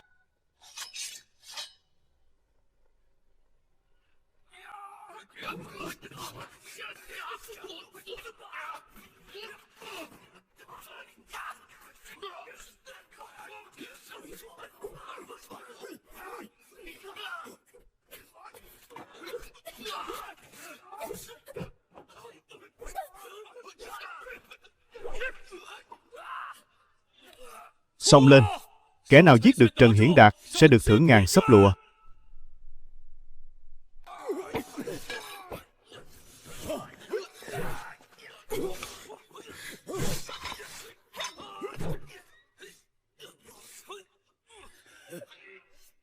Công chúa, đại tề phen này đổi chủ thật rồi.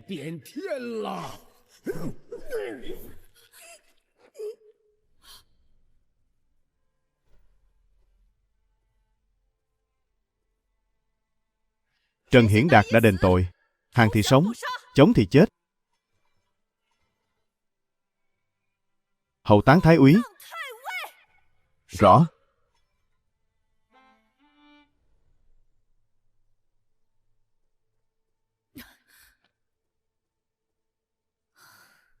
A tỷ, A tỷ, cuối cùng tỷ cũng đã về rồi. Lão tặc Trần Hiển Đạt đó, lão muốn lấy mạng trẫm, bọn chúng đều muốn sát hại trẫm. Không sao rồi, tỷ đã về rồi đây. Trần Hiển Đạt đã bị chị xử quyết tại chỗ. Từ nay sẽ không còn ai có thể làm hại đệ nữa. Đệ biết mà, chỉ có A tỷ là đối xử tốt với đệ nhất. Đám quần thần trong triều, đứa nào đứa nấy đều mong trẫm chết sớm. Chỉ có A tỷ mới sẵn sàng liều chết bảo vệ trẫm. Đứng lên đi.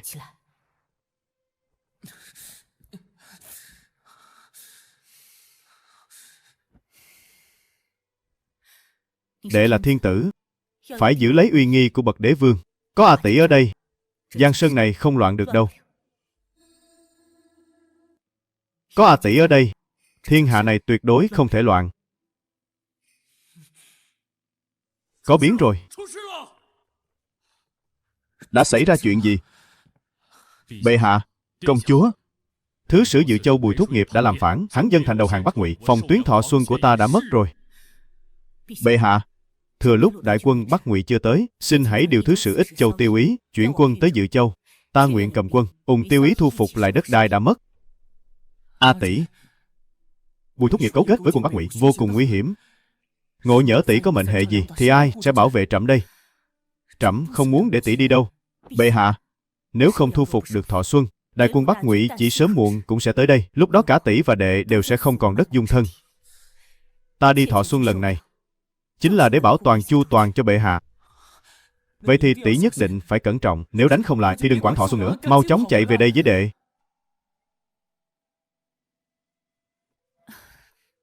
Xin tuân chỉ.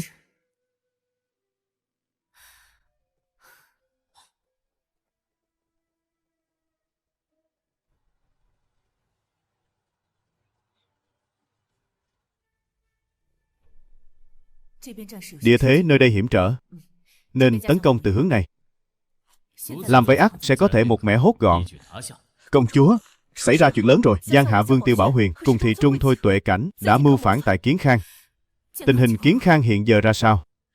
Quân của Thôi Tuệ Cảnh đã áp sát ngoại thành Kiến Khang, đang có ý đồ bao vây kinh đô.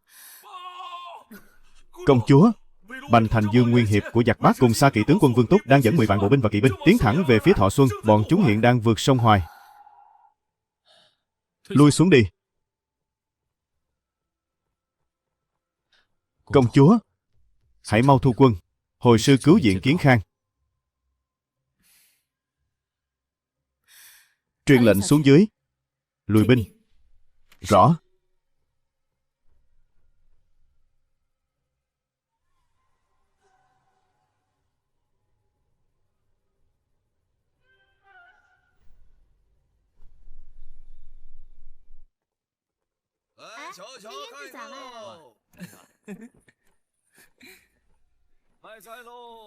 Bệ hạ, bán rau đây. Mời khách quan vào trong. Ta và Tiêu Ý đã tại Bắc Tiệm Môn đánh tan quân phản loạn của Thôi Tuệ Cảnh, sống bắt Giang Hạ Vương Tiêu Bảo Huyền. Phản loạn đã bình định, đặc biệt tới phục mệnh. Chết có vài người thôi mà, có gì hay ho để báo cáo chứ? Tỷ xem miếng thịt mông này, vân thịt đẹp biết bao.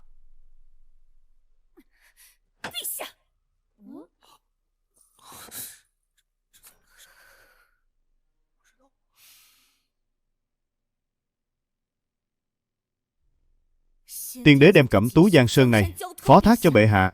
Nay chiến loạn dù đã bình, nhưng lòng người chưa định. Bệ hạ nên tọa trấn Trung Khu, vỗ về lục quân. Sao có thể ở đây học theo phường thương buôn đồ tể, làm cái nghề hèn mạt này?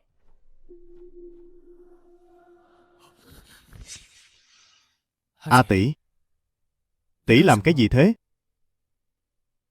Nơi này là chợ của trẫm, không phải Kinh Châu của tỷ.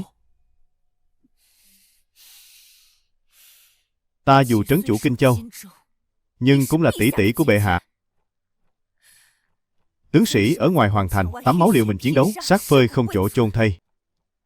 Bệ hạ lại ở trong cung vui đùa hưởng lạc. Thử hỏi thần dân thiên hạ sẽ nhìn nhận ra sao? Để tướng sĩ đổ máu nơi tiền tuyến, suy nghĩ thế nào? Tỷ chỉ là một công chúa, chứ không phải thái hậu.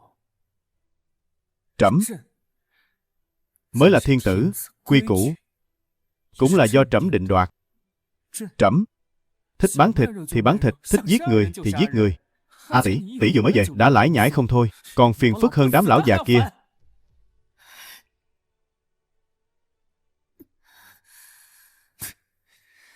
Giả lại, chẳng phải đã đánh thắng trận rồi sao? Ngươi, được rồi, đừng trừng mắt nhìn trẫm nữa.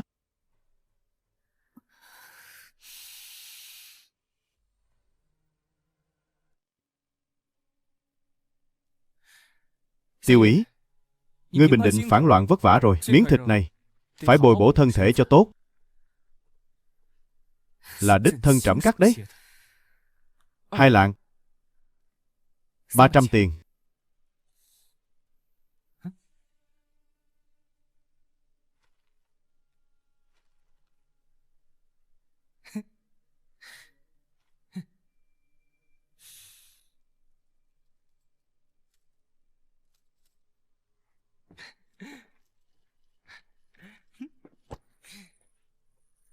Tạ, bệ hạ ban thịt. Thịt cũng đã mua, trận cũng đã đánh xong. A tỷ, Nếu tỷ không muốn cùng trẫm vui chơi, thì mau về tắm rửa đi. Một thân mùi máu tanh tưởi, làm cho thịt của trẫm ám mùi hôi thối hết rồi.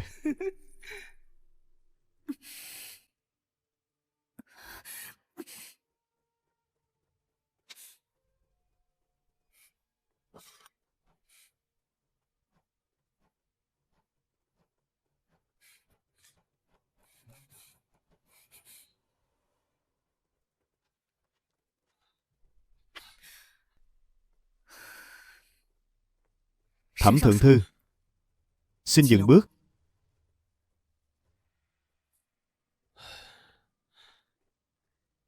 Công chúa, có gì chỉ giáo?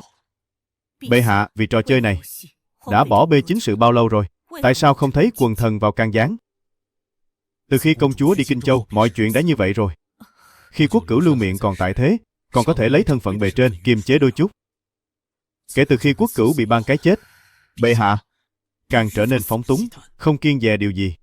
Không chỉ có thế, bệ hạ còn ham mê tuần du. Mỗi khi ngự giá, toàn thành đều bị cấm túc, kẻ nào dám cản đường, bất kể quan viên hay lê dân bách tính, thậm chí là phụ nữ mang thai, đều bị xử tử tại chỗ. Công chúa,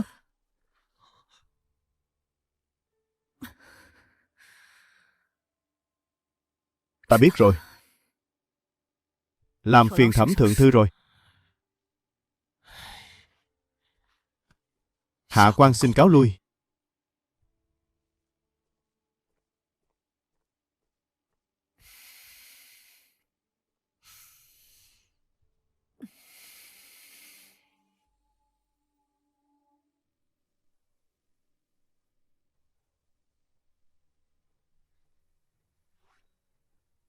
Công chúa, đêm muộn gọi ta đến, có việc gì hệ trọng chăng? Tộc huynh lần này lập được đại công, bệ hạ nhất định sẽ trọng thưởng. Nếu ngài ấy muốn giữ huynh lại kiến khang, tốt nhất huynh nên từ chối. Ta sẽ xin chỉ dụ của bệ hạ, để huynh quay về Ích Châu. Công chúa, sao lại nói vậy? Bắc Ngụy rình rập Giang Nam, trong nước nội loạn không ngừng. Cơ nghiệp tiêu tề này, Bảo Quyển giữ không nổi đâu. Công chúa chớ nên nản lòng. Tiên đế có đại ân với huynh đệ chúng ta. Huynh đệ hai người ta nhất định sẽ thề chết trung thành. Tộc huynh, hãy nghe ta nói. Từ xưa, đoạt lấy Giang Sơn đã khó, như Cao Đế Tiêu Đạo thành năm xưa, không có công lao dẹp loạn, mà là giết chúa Tím Ngôi để đoạt thiên hạ. Đến đời phụ thân ta, lại một lần nữa sát quân đoạt vị. Sát nghiệp quá nặng nề. Ngày nay lòng người đã thối nát, thiên hạ dao động. Đã đến lúc phong ba bão táp rồi. Tiêu tề có thể mất, nhưng phương Nam không thể mất.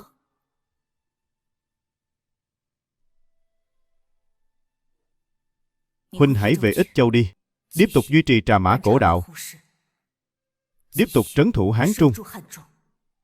Dẫu có một ngày triều đại đổi thay, thì phương Nam vẫn còn thực lực để chống đỡ ngoại bang. Vậy còn công chúa, nàng định thế nào? Ta là công chúa của Tiêu Tề.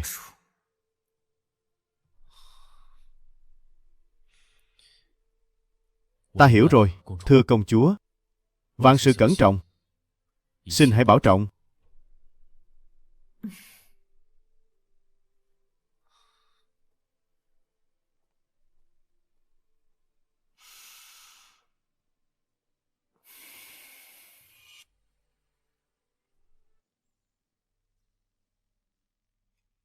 Bệ hạ, sao ngài có thể để Tiêu Ý rời đi? Thả hổ về rừng, hậu họa khôn lường. Hắn vừa về đến Ích Châu, khác nào rồng vào biển lớn. Hiện nay, Vương Dương chiếm cứ Kinh Châu, Tiêu Diễn nắm giữ Ung Châu, Tiêu Ý chiếm giữ Ích Châu. Ba châu này nếu liên kết thành một dải, thì vùng thượng nguồn Trường Giang sẽ trở thành bức tường đồng vách sắt. Nếu bọn họ liên thủ xuôi dòng đánh xuống, A Tỷ đã nói rồi, Tiêu Ý là kẻ thành thật. Huống hồ trẫm còn cần hắn chống lại Bắc Ngụy. Giả lại, có A Tỷ ở đây, Vương Dương không dám làm phản đâu. Bệ hạ, ngài đối đãi với công chúa như người thân thiết nhất. Nhưng chưa chắc nàng ấy đã nghĩ như vậy.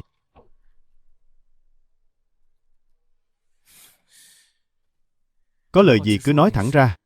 Bệ hạ, hãy thử nghĩ xem. Nay công chúa ra sức bảo vệ bệ hạ là bởi vì bệ hạ chính là chỗ dựa của nàng ấy. Nhưng nếu Vương Dương nảy sinh dã tâm bất thần thì sao? Nếu Vương Dương đăng cơ xưng đế, nàng ấy sẽ trở thành hoàng hậu, nhi tử của bọn họ sẽ là thái tử tương lai, là hoàng đế sau này. Bệ hạ, tình thâm cốt nhục tuy rằng nặng nghĩa, nhưng sao có thể nặng bằng ngôi báu hoàng đồ? Hiện giờ công chúa đang ở Kiến Khang, có thể tùy ý ra vào cung cấm. Nếu nàng ấy cùng Vương Dương, Tiêu Diễn, Tiêu Ý liên thủ, trong ngoài phối hợp ứng cứu nhau, thì bệ hạ sẽ bị đặt vào thế hiểm nghèo nào đây?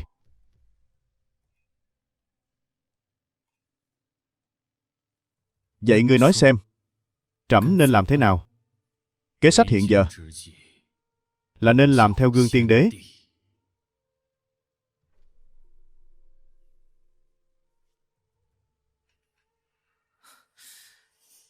Chuẩn tấu. Ngươi đi lo liệu đi.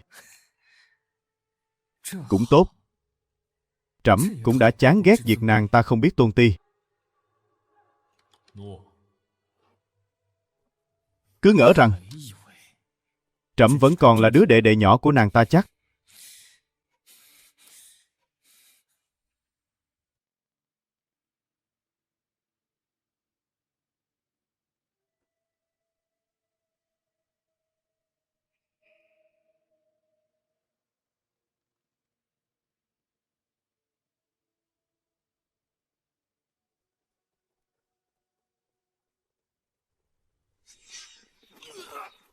Công chúa cẩn thận.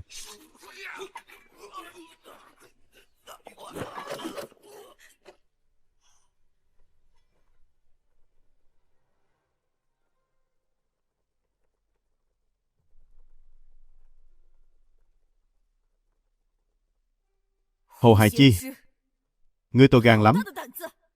Dám phái binh ám sát bản cung sao? Xin đừng trách hạ quan. Là ý của bệ hạ, muốn mời người về bầu bạn cùng tiên đế.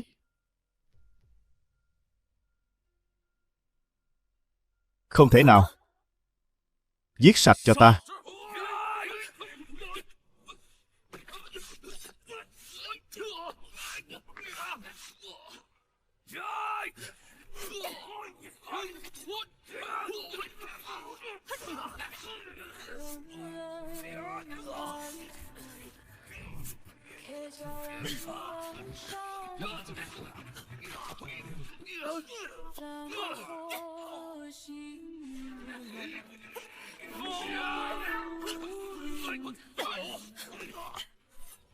Công chúa.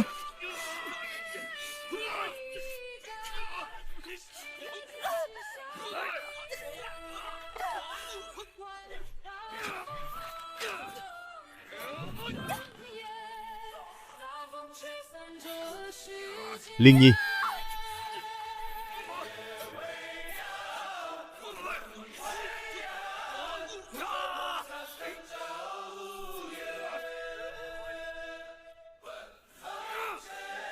Giết sạch bọn chúng cho ta.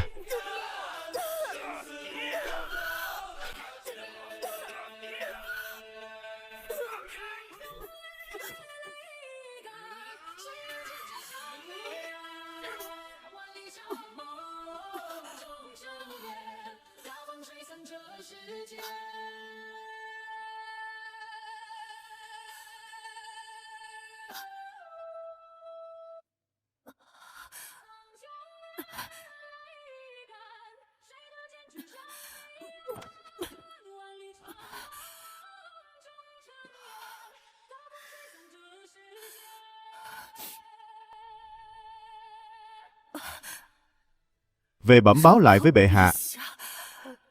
Sau khi ta chết, Dương Dương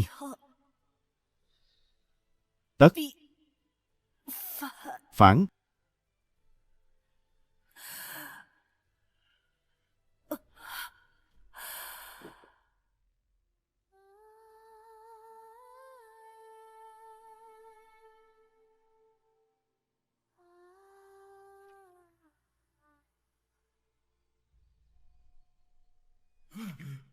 Cái này, trong mật chỉ này rốt cuộc viết những gì? Bệ hạ đã hạ sát Sơn Âm công chúa. Ông muốn chúng ta nhân lúc tin tức chưa truyền đến Kinh Châu, phải lập tức ám sát Vương Dương. Ám sát Vương Dương. Cho dù chúng ta có giết được hắn, thì bộ hạ cũ của hắn và mấy vạn đại quân Kinh Châu cũng sẽ không tha mạng cho chúng ta đâu. Không giết thì cũng đừng chết.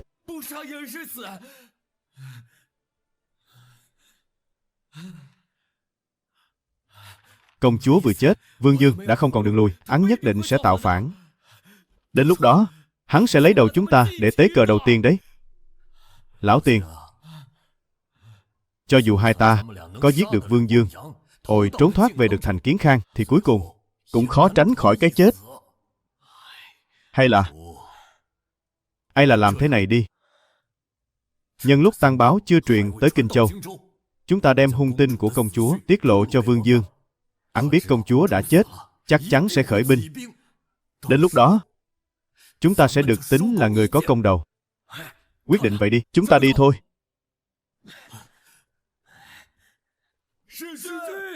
Sứ quân, họa lớn rồi. Trời sập rồi. Có chuyện gì mà lại hoảng hốt như thế? Yến Khang truyền tới cấp báo. Bệ hạ phái quân đến Thái Miếu, vây sát Sơn Âm công chúa. Công chúa đã hoang thệ rồi. Bệ hạ còn hạ mật chỉ, lệnh cho hạ quan ám sát sứ quân. Ông nói cái gì? Bệ hạ cho người vây sát Sơn Âm công chúa. Công chúa đã bị loạn thương, đâm chết ngay trước cửa Thái Miếu. Sứ quân, bệ hạ vô đạo, sát hại tỷ tỷ, đồ sát trung thần. Khẩn cầu sứ quân hãy báo thù cho công chúa. Tiêu Bảo Quyển, ta thề sẽ giết chết ngươi. Tiêu Bảo Quyển, ta nhất định phải lấy mạng ngươi. Sứ quân, không được. Chủ công, lúc này tuyệt đối không được manh động, đừng để sự bi phẫn làm mờ lý trí. Phải đó. Chủ công, việc cấp bách hiện nay là thừa lúc tang báo từ Kiến Khang vẫn chưa truyền tới Kinh Châu. Một mặt phải phong tỏa tin tức, mặt khác phải chỉnh đốn quân đội chuẩn bị nghênh chiến. Còn có Tiêu Diễn ở Ung Châu, Tiêu Ý ở Ích Châu, đều là những năng thần trong tông thất, cũng chính là cái gai trong mắt bệ hạ. Chủ công nên lập tức viết thư, phân tích rõ lợi hại, mời họ cùng chung tay khởi nghĩa. Chỉ cần ba châu cùng xuất quân, xuôi dòng mà xuống, ngày lấy được Kiến Khang sẽ không còn xa. Khổng tiên sinh, chủ công, hãy kiểm điểm binh mã, chỉnh đốn quân bị sẵn sàng chiến đấu.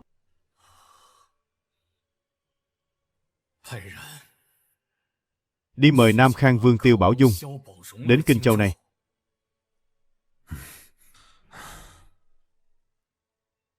Hai vị đây đều là công thần của ta. Các vị thông thạo kho tàng quân lương. Bây giờ hãy vì ta điều động tiền bạc, lương thảo và khí giới. Thúc Đạt huynh, nhìn thư như thấy người. Điển bạ Kinh Châu là Tiền Hiển Tông đã nhận được mật tín. Sơn Âm công chúa đã bị sát hại trước Thái Miếu. Sơn Âm công chúa chết rồi sao? Không thể nào.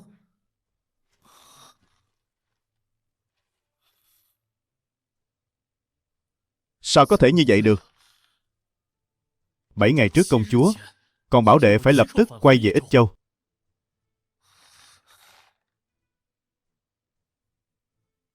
Công chúa, phần lớn là vì đệ mà chết. Đáng lẽ đệ không nên tự ý quay về Ích Châu như thế. Trưởng huynh, nói nhiều cũng vô ích. Đến cả Sơn Âm công chúa, người vốn không có khả năng tranh đoạt vương vị, mà bệ hạ còn dám xuống tay giết hại, huống hồ là huynh đệ chúng ta. Thay vì ngồi chờ chết, ta, Dương Dương, sẽ thừa dịp Bắc Ngụy đang nổi loạn, chính cục không ổn định, mà thần tốc tiến quân đánh chiếm Kiến Khang. Có như vậy chúng ta mới tìm được một tia sống sót. Nhưng tiên đế không chỉ vì chúng ta mà báo thù giết cha, lại còn có ơn tri ngộ đối với chúng ta nữa. Trưởng huynh, nếu huynh không cam lòng, hãy quay về Ích Châu, trấn thủ biên thùy, phòng thủ nghiêm ngặt, tránh quân Bắc Ngụy lợi dụng loạn lạc tấn công. Ta đã quyết định rồi, sẽ cùng Vương Dương khởi binh. Đến lúc đó, nếu binh lực hai châu Kinh và Ung hợp nhất, cho dù Bạch Khởi, Hàn Tín có sống lại, cũng không thể xoay chuyển đại cục cho Kiến Khang. Tiêu Tề có thể mất, nhưng Giang Nam tuyệt đối không thể mất. Công chúa đại nghĩa ngất trời, vậy mà vẫn bị hôn quân sát hại. Nếu cứ để tên hoàng đế này giết sạch trung thần lương tướng, thì vùng Giang Nam này chẳng còn sức đâu mà kháng cự Bắc Ngụy. Ta sẽ theo ngài và Vương Dương cùng nhau phất cờ khởi nghĩa. Được. Tiêu Bảo Quyển hung ác vô đạo, làm loạn luân thường đạo lý, trong thì sát hại cốt nhục, ngoài thì giết hại trung lương, khiến tông nghiếu giấy bụi, muôn dân lầm than. Nam Khang Vương Tiêu Bảo Dung thông minh hiếu học, văn võ song toàn, xứng đáng kế thừa đại thống, để ổn định xã tắc.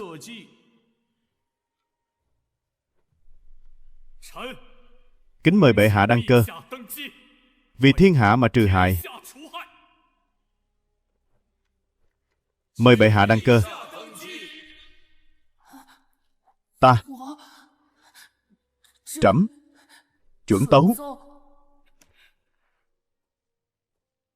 Kể từ hôm nay, Inh Châu không còn nhận loạn mệnh từ Kiến Khang nữa.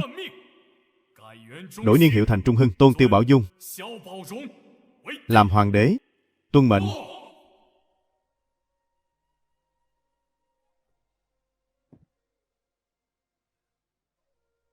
Hỡi các tướng sĩ Kinh Châu, ta gọi các người đến đây không phải vì việc gì khác, mà bởi quốc gia sinh quái kiệt, trời giáng đại tang. Hôn quân Tiêu Bảo Quyển, hôn quân vô đạo, bản tính bạo ngược, coi mạng trung thần như cỏ rác, tàn sát huynh đệ ruột thịt như giết heo mổ chó. Tiêu Giao Quan chết rồi, Trần Hiển Đạt cũng đã hy sinh, Bùi Thúc Nghiệp cũng bị hắn ép tới mức phải trốn chạy sang phương Bắc. Đến nay, hắn thế mà lại mất hết nhân tính đến mức ngay trước Thái Miếu cho quân Đao Phủ chém chết chính tỷ ruột của mình, là Sơn Âm công chúa. Thật là tột cùng của sự điên rồ.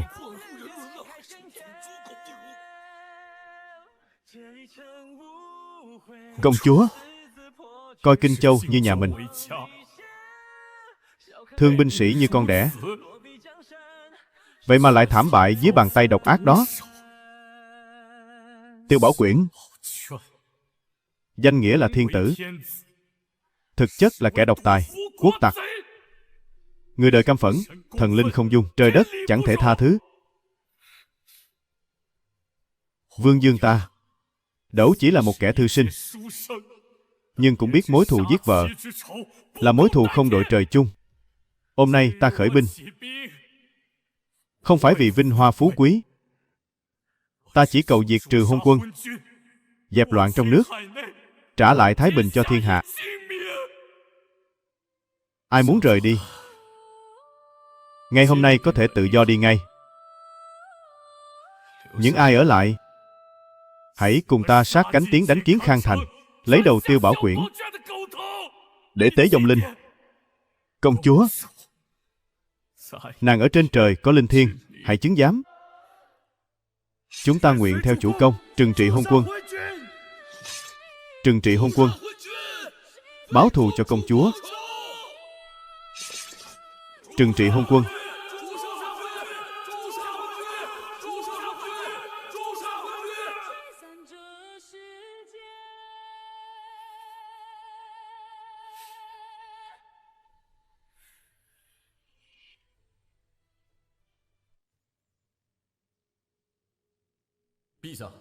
Nội loạn Nam Tề đã bùng nổ. Vương Dương tại Kinh Châu lập Tiêu Bảo Dung làm đế, cùng Tiêu Bảo Quyển thế như nước với lửa. Lúc này Nam Triều nội loạn, chính là cơ hội trời ban. Thần nguyện cùng Bành Thành Vương dẫn thiết kỵ Nam Hạ, đánh thẳng vào Tương Dương, uốn ngựa sông Trường Giang.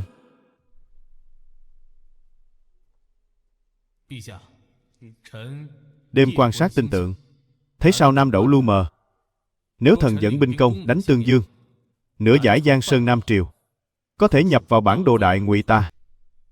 Hoàng thúc nói vậy là sai rồi. Tiên đế vừa mới băng hà, trong nước mới vừa an định, triều cục chưa vững, không nên đại động can qua. Thời cơ chẳng thể bỏ lỡ, mất rồi khó tìm lại được. Trẫm ý đã quyết. Hoàng thúc là đại thần cố mệnh, nên ở lại Lạc Dương phò tá trẫm, sao có thể thân chinh dấn thân vào hiểm cảnh, diệt Nam Chinh. Chớ có nhắc lại nữa. Lui ra đi.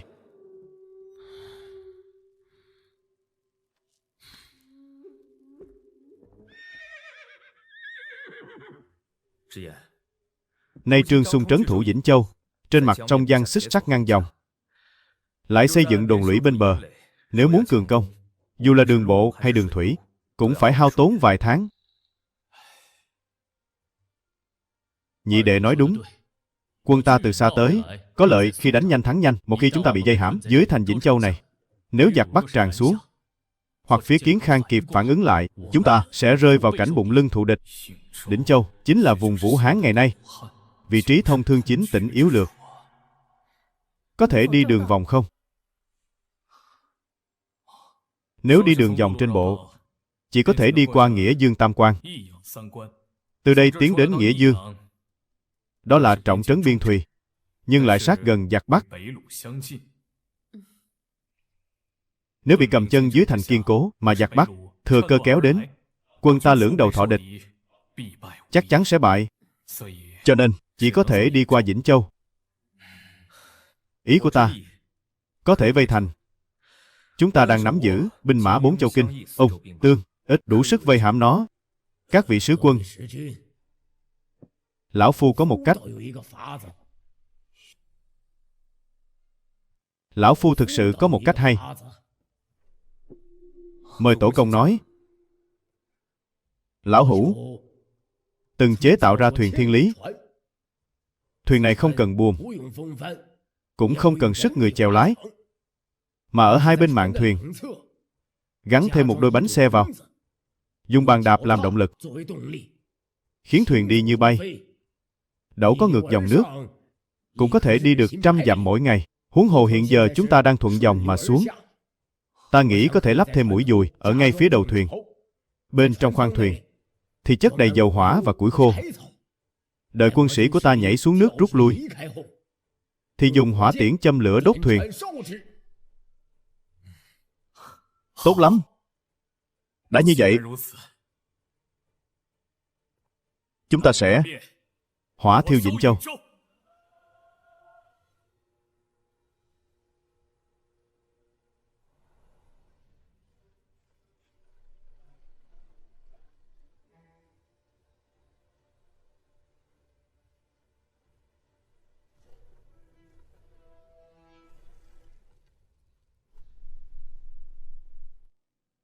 Đây là loại thuyền gì vậy? Tại sao không cần gió, chẳng cần chèo, mà lại lao nhanh như ngựa chiến? Sứ quân, thủy trại tiêu tùng rồi. Xích sắt đều đã đứt sạch, lửa dầu đó dập mãi không tắt. Thủy quân, toàn quân bị quét sạch rồi.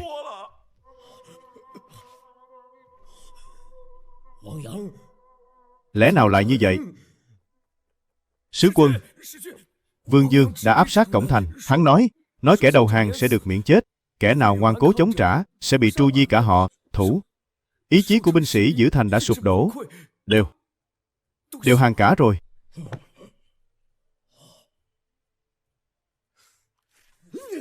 Sứ quân, ông ấy.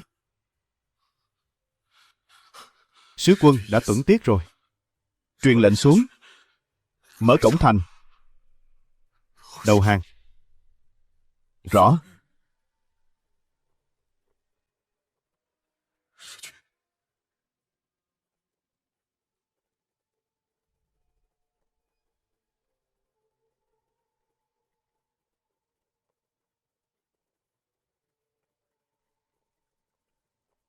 Đội quân này kỷ luật thật nghiêm minh. Chỉ là vị chủ tướng kia, sao lại ngồi trên kiệu thế kia? Đó là thái thú Thượng Dung. Vi Duệ tự là Hoài Văn.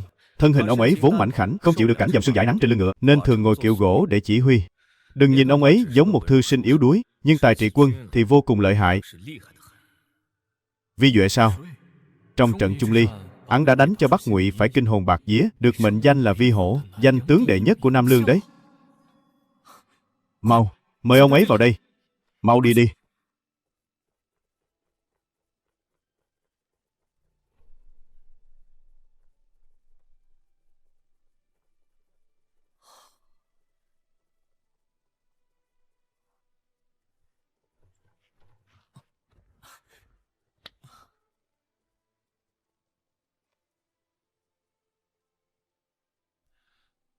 Vi Duệ vùng Thượng Dung, đau lòng vì triều cương suy sụp, nay dẫn theo 2.000 bộ khúc, nguyện đi theo sau ngài, cùng thảo phạt kẻ vô đạo. Hoài Văn công bỏ tối theo sáng, thật là đại phúc cho quân ta. Ta thấy quân đội của ngài tiến thoái rất có phép tắc, liền biết ngài là bậc đại tài. Nào, vào trong trướng chúng ta cùng đàm đạo. Mời, mời, mời, mời. Mời ngài.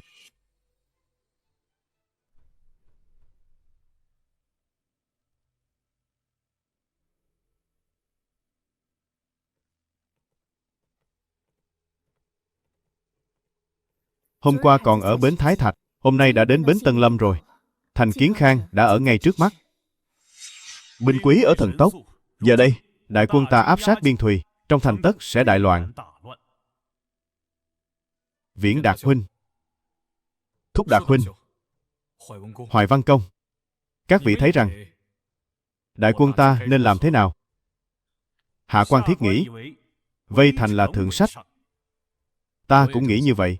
Yến Khang thành cao hào sâu, tưởng cầu công phá ắt khó khăn, chi bằng bao vây toàn diện, đỡ cho ép chúng phải giả chiến cùng ta. Vẫn tốt hơn là liều mình công thành. Huống hồ Tiêu Bảo Quyển là kẻ hôn quân bạo ngược, nếu vây thành lâu ngày, biết đâu nội bộ chúng sẽ tự sinh biến loạn. Được. Vậy hãy lập tức bày binh bố trận, vây hãm Kiến Khang. Chủ công, Tiêu Bảo Quyển đã hoàn toàn mất hết lòng dân, xin hãy cho phép Mạc tướng trước khi vây thành được trà trộn vào nội thành Kiến Khang, đợi thời cơ mà hành động, gây ra nội loạn từ bên trong. Không được. Lần này không giống như lúc ở Ưng Tử Sơn, khi chúng ta gặp Trần Hiển Đạt, nếu nàng vào Kiến Khang, chúng ta sẽ không thể hỗ trợ kịp thời, ta sao có thể để nàng dấn thân vào hiểm cảnh. Chủ công, chính vì cửa thành đóng chặt, nên mới càng cần có người thâm nhập vào trong, để tìm ra khe hở mà phá vỡ. Trong thành Kiến Khang này, đã chẳng còn trung thần lương tướng, toàn là lũ tham sống sợ chết cả thôi. Chúng ta chỉ cần tùy cơ ứng biến, khuấy động nội loạn, thì để giữ lấy mạng cùi, việc gì chúng cũng dám làm. Đây chính là kế sách đánh vào lòng người. Huống hồ, nếu Kiến Khang lâu ngày không hạ được, khó bảo đảm bọn giặc Bắc Ngụy không thừa cơ đục nước béo cò. Chúng ta không thể dây dưa lâu, trì hoãn thêm một ngày, lại thêm một phần rủi ro biến số. Nếu Mạc tướng một mình vào thành, mà đổi được Kiến Khang đầu hàng, không cần đổ máu, giảm bớt hy sinh cho hàng vạn huynh đệ, dẫu có hy sinh, Mạc tướng cũng không hối tiếc.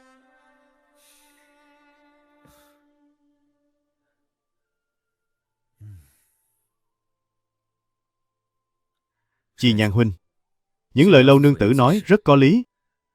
Nếu có thể ly gián lính canh trong thành, thực sự là thượng sách.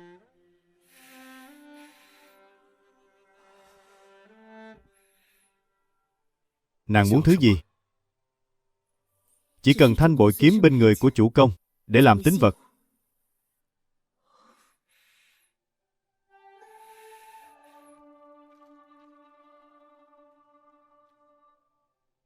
Nhất định phải sống sót trở về. Đây là quân lệnh.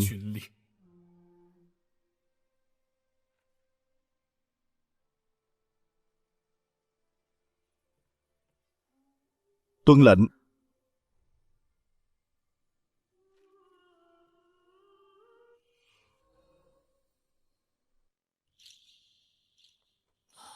Bệ hạ, xảy ra chuyện lớn rồi. Chuyện gì mà hốt hoảng thế? Có phải Vương Dương đã đánh tới Thải Thạch Kê rồi không? Dạ không. Phản quân của Vương Dương đã đổ bộ tại bến Tân Lâm. Hiện giờ liên quân đang ở ngay ngoài thành. Kiến Khang thành đã bị bao vây rồi ạ. Lũ nghịch tặc này. Không thể có chiêu gì mới mẻ hơn sao? Lại thêm một kẻ đòi vây khốn Kiến Khang của trẫm. Bệ hạ, chúng ta nên làm thế nào bây giờ? Ngươi là thần tử. Ngươi đi mà lo liệu. Sao thế? Không có cách nào à? Thần, lĩnh chỉ. Thần nhất định sẽ dốc hết tâm sức vì bệ hạ củng cố Giang Sơn đại tề ta.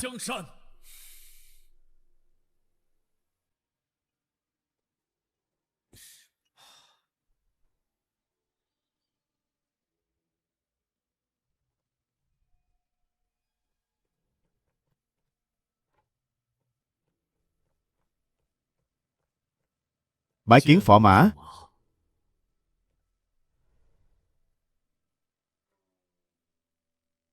Tạ nương tử. Sao lại là cô?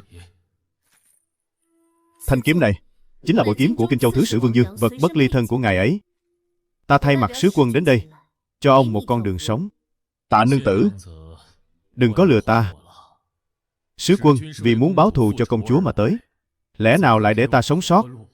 Nếu ông không mở cửa thành, ngày phá thành chắc chắn sẽ bị thiên đao vạn quẻ. Người thông minh không nói lời mập mờ. Công chúa vì lời gièm pha của ta mới bị bệ hạ sát hại. Công chúa và sứ quân vốn là phu thê tình thâm. Cho dù ta có lập đại công, lúc này không giết ta, thì sau này cũng sẽ lấy mạng ta thôi. Lúc này không giết, sau này cũng khó thoát khỏi cái chết.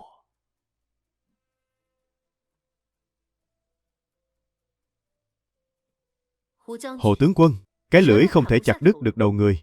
Kẻ thực sự sát hại công chúa vẫn là Tiêu Bảo Quyển. Ông chẳng qua chỉ là làm việc cho tên hôn quân đó mà thôi. Chủ công chí tại thiên hạ, lẽ nào lại vì tư thù mà thất tín với thiên hạ? Thanh kiếm này chính là tín vật. Chủ công hứa rằng chỉ cần ông mở cửa thành, chuyện cũ trước đây sẽ xóa bỏ hết, không truy cứu. Sứ quân thật sự có lòng dạ bao dung như vậy sao? Thời Vũ Đế còn tại thế, Hà Đông Liễu Đăng từng nhiều lần gây khó dễ cho chủ công, thậm chí còn phái người ám sát. Nhưng giờ đây, Liễu Đăng đã trở thành tâm phúc của chủ công, được ngài ấy trọng dụng. Đó chính là một minh chứng. Yến Khang thành cao hào sâu, dễ thủ khó công. Nhưng nay quân ta đã vây thành. Tiền lương các nơi không thể vận chuyển vào, dựa vào lương thảo dự trữ trong thành, các người có thể tử thủ được bao lâu? Ta đoán, nhiều nhất là 1 tháng. Mấy vạn quân đài trong thành Kiến Khang sẽ vì đói khát mà sinh biến thôi. Yên Châu, Ung Châu, Ích Châu, cả 3 châu đều đã phản, Đỉnh Châu đã bị phá, Giang Châu, Nam Dự Châu đều đã mở cửa cho chúng ta đi qua. Còn ai nữa có thể đến cứu viện Kiến Khang? Chuyện này nói trắng ra là đặt cược xem tên hôn quân đó thắng hay sứ quân sẽ thắng. Tướng quân vốn là lão tướng trong quân. Người hiểu binh pháp, ắt hẳn phải biết nhìn xa trông rộng.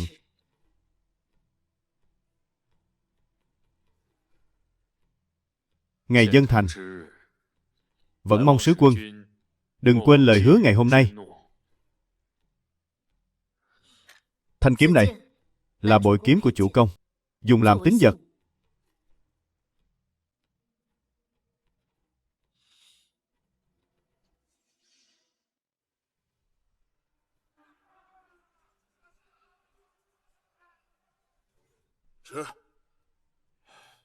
Đến đây. Không cần vội, đều có phần cả. Đa tạ tướng quân.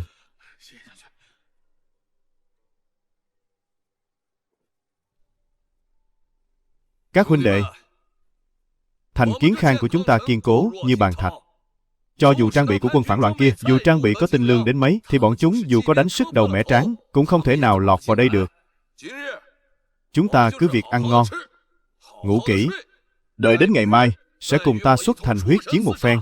Chúng ta chỉ cần kiên nhẫn, đợi viện binh Cần Vương kéo đến, thì Vương Dương kia ắt sẽ bại vong. Đến lúc đó, ta sẽ hướng lên bệ hạ, xin ban thưởng công trạng cho các huynh đệ, nguyện thề chết theo bước tướng quân. Vương tướng quân, Vương tướng quân, xảy ra chuyện lớn rồi. Hồ tướng quân cứ nói đừng ngại, ở đây toàn là huynh đệ nhà mình cả. Bệ hạ ở trong hậu cung đang lôi đình vạn trượng, nói rằng nguy cơ của Kiến Khang mãi không giải tỏa được chính là do ông và ta đã không dốc lòng ngự địch. Chuyện này ta...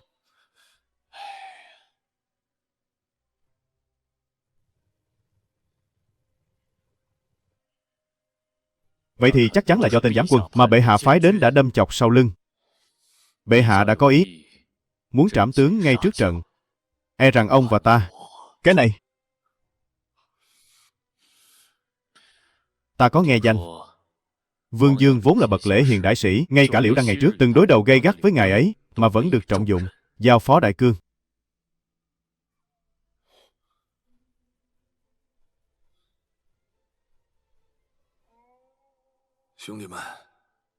Vừa rồi các huynh đệ nói, nguyện thề chết đi theo ta. Lời đó liệu còn giữ giá trị không? Đương nhiên là còn. Tất cả chúng ta đều nghe lệnh tướng quân. Ngoả nó, chúng ta đánh sống đánh chết, mà tên hôn quân bạo chúa kia lại đối xử với tướng quân của chúng ta như vậy sao? Tốt. Chỉ cần Vương Trân Quốc ta còn thoi thóp một hơi thở, ta tuyệt đối sẽ không để các huynh đệ phải chịu thiệt thòi. Nào, nghe quân lệnh của ta. Mở toan thành môn, nghênh đón Dương Dương. Tuân lệnh.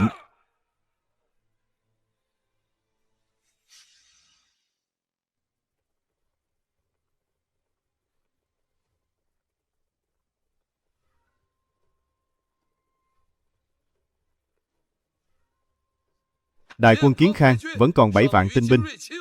Kính mời Vương sứ quân kiểm duyệt. Vương tướng quân bình thân. Thúc Đạt huynh, huynh hãy cùng Vương tướng quân đi kiểm kê quân số. Tiết quân chủ, ngươi dẫn người đi tiếp quản võ kho. Rõ. Viễn Đạt huynh, huynh theo ta vào cung, trấn giữ cung cấm.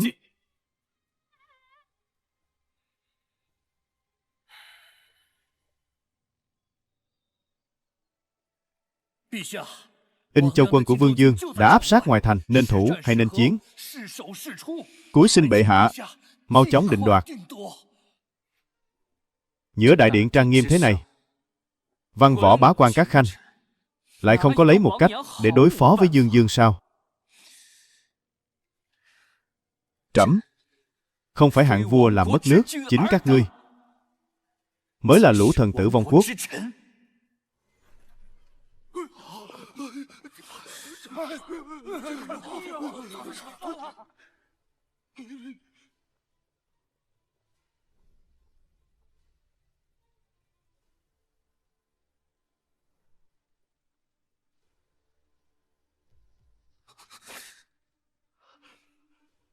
Hộ giá.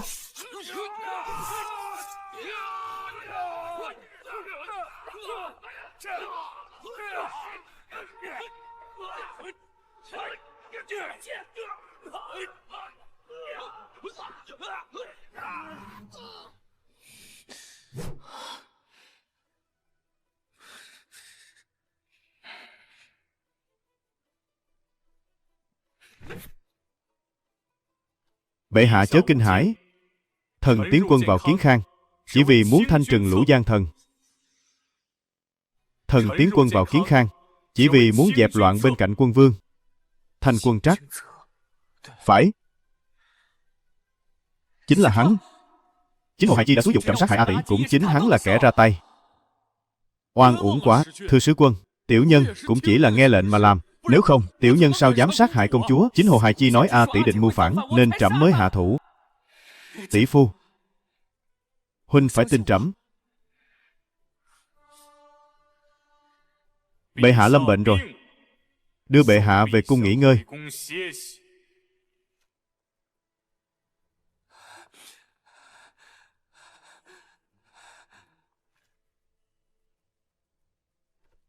Thả trẫm ra. Tỷ phu, huynh tin trẫm đi, tin trẫm đi mà. Trẫm là hoàng đế.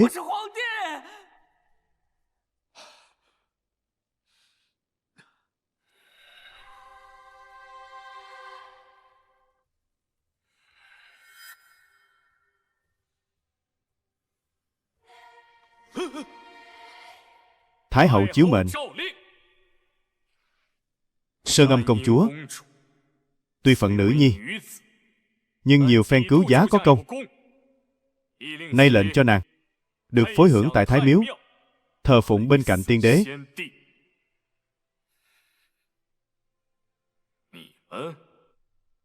Còn về các điển lễ chương trình, làm phiền chư vị đại thần cùng nghị luận, phải sớm định đoạt.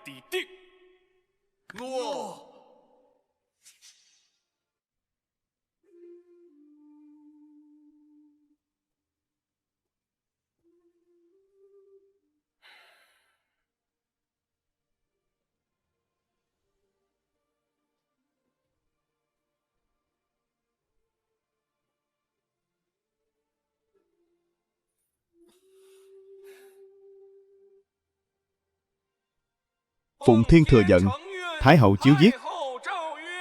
Đạo trời sinh ra muôn dân, lập ra vua chúa cai trị, vốn là để đem lại lợi ích cho thiên hạ, chứ chẳng phải vì tư lợi của một người.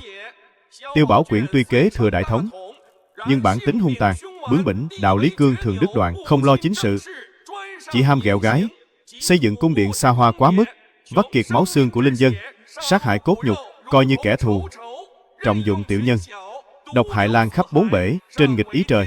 Dưới vắt kiệt mở màn của dân chúng, người thần đều phẫn nộ, xã tắc, ngã nghiêng sắp mất. Nay theo điển tích Hán Hải hôn hầu xưa kia, phế Tiêu Bảo Quyển xuống làm đông hôn hầu, phủ quân tướng quân.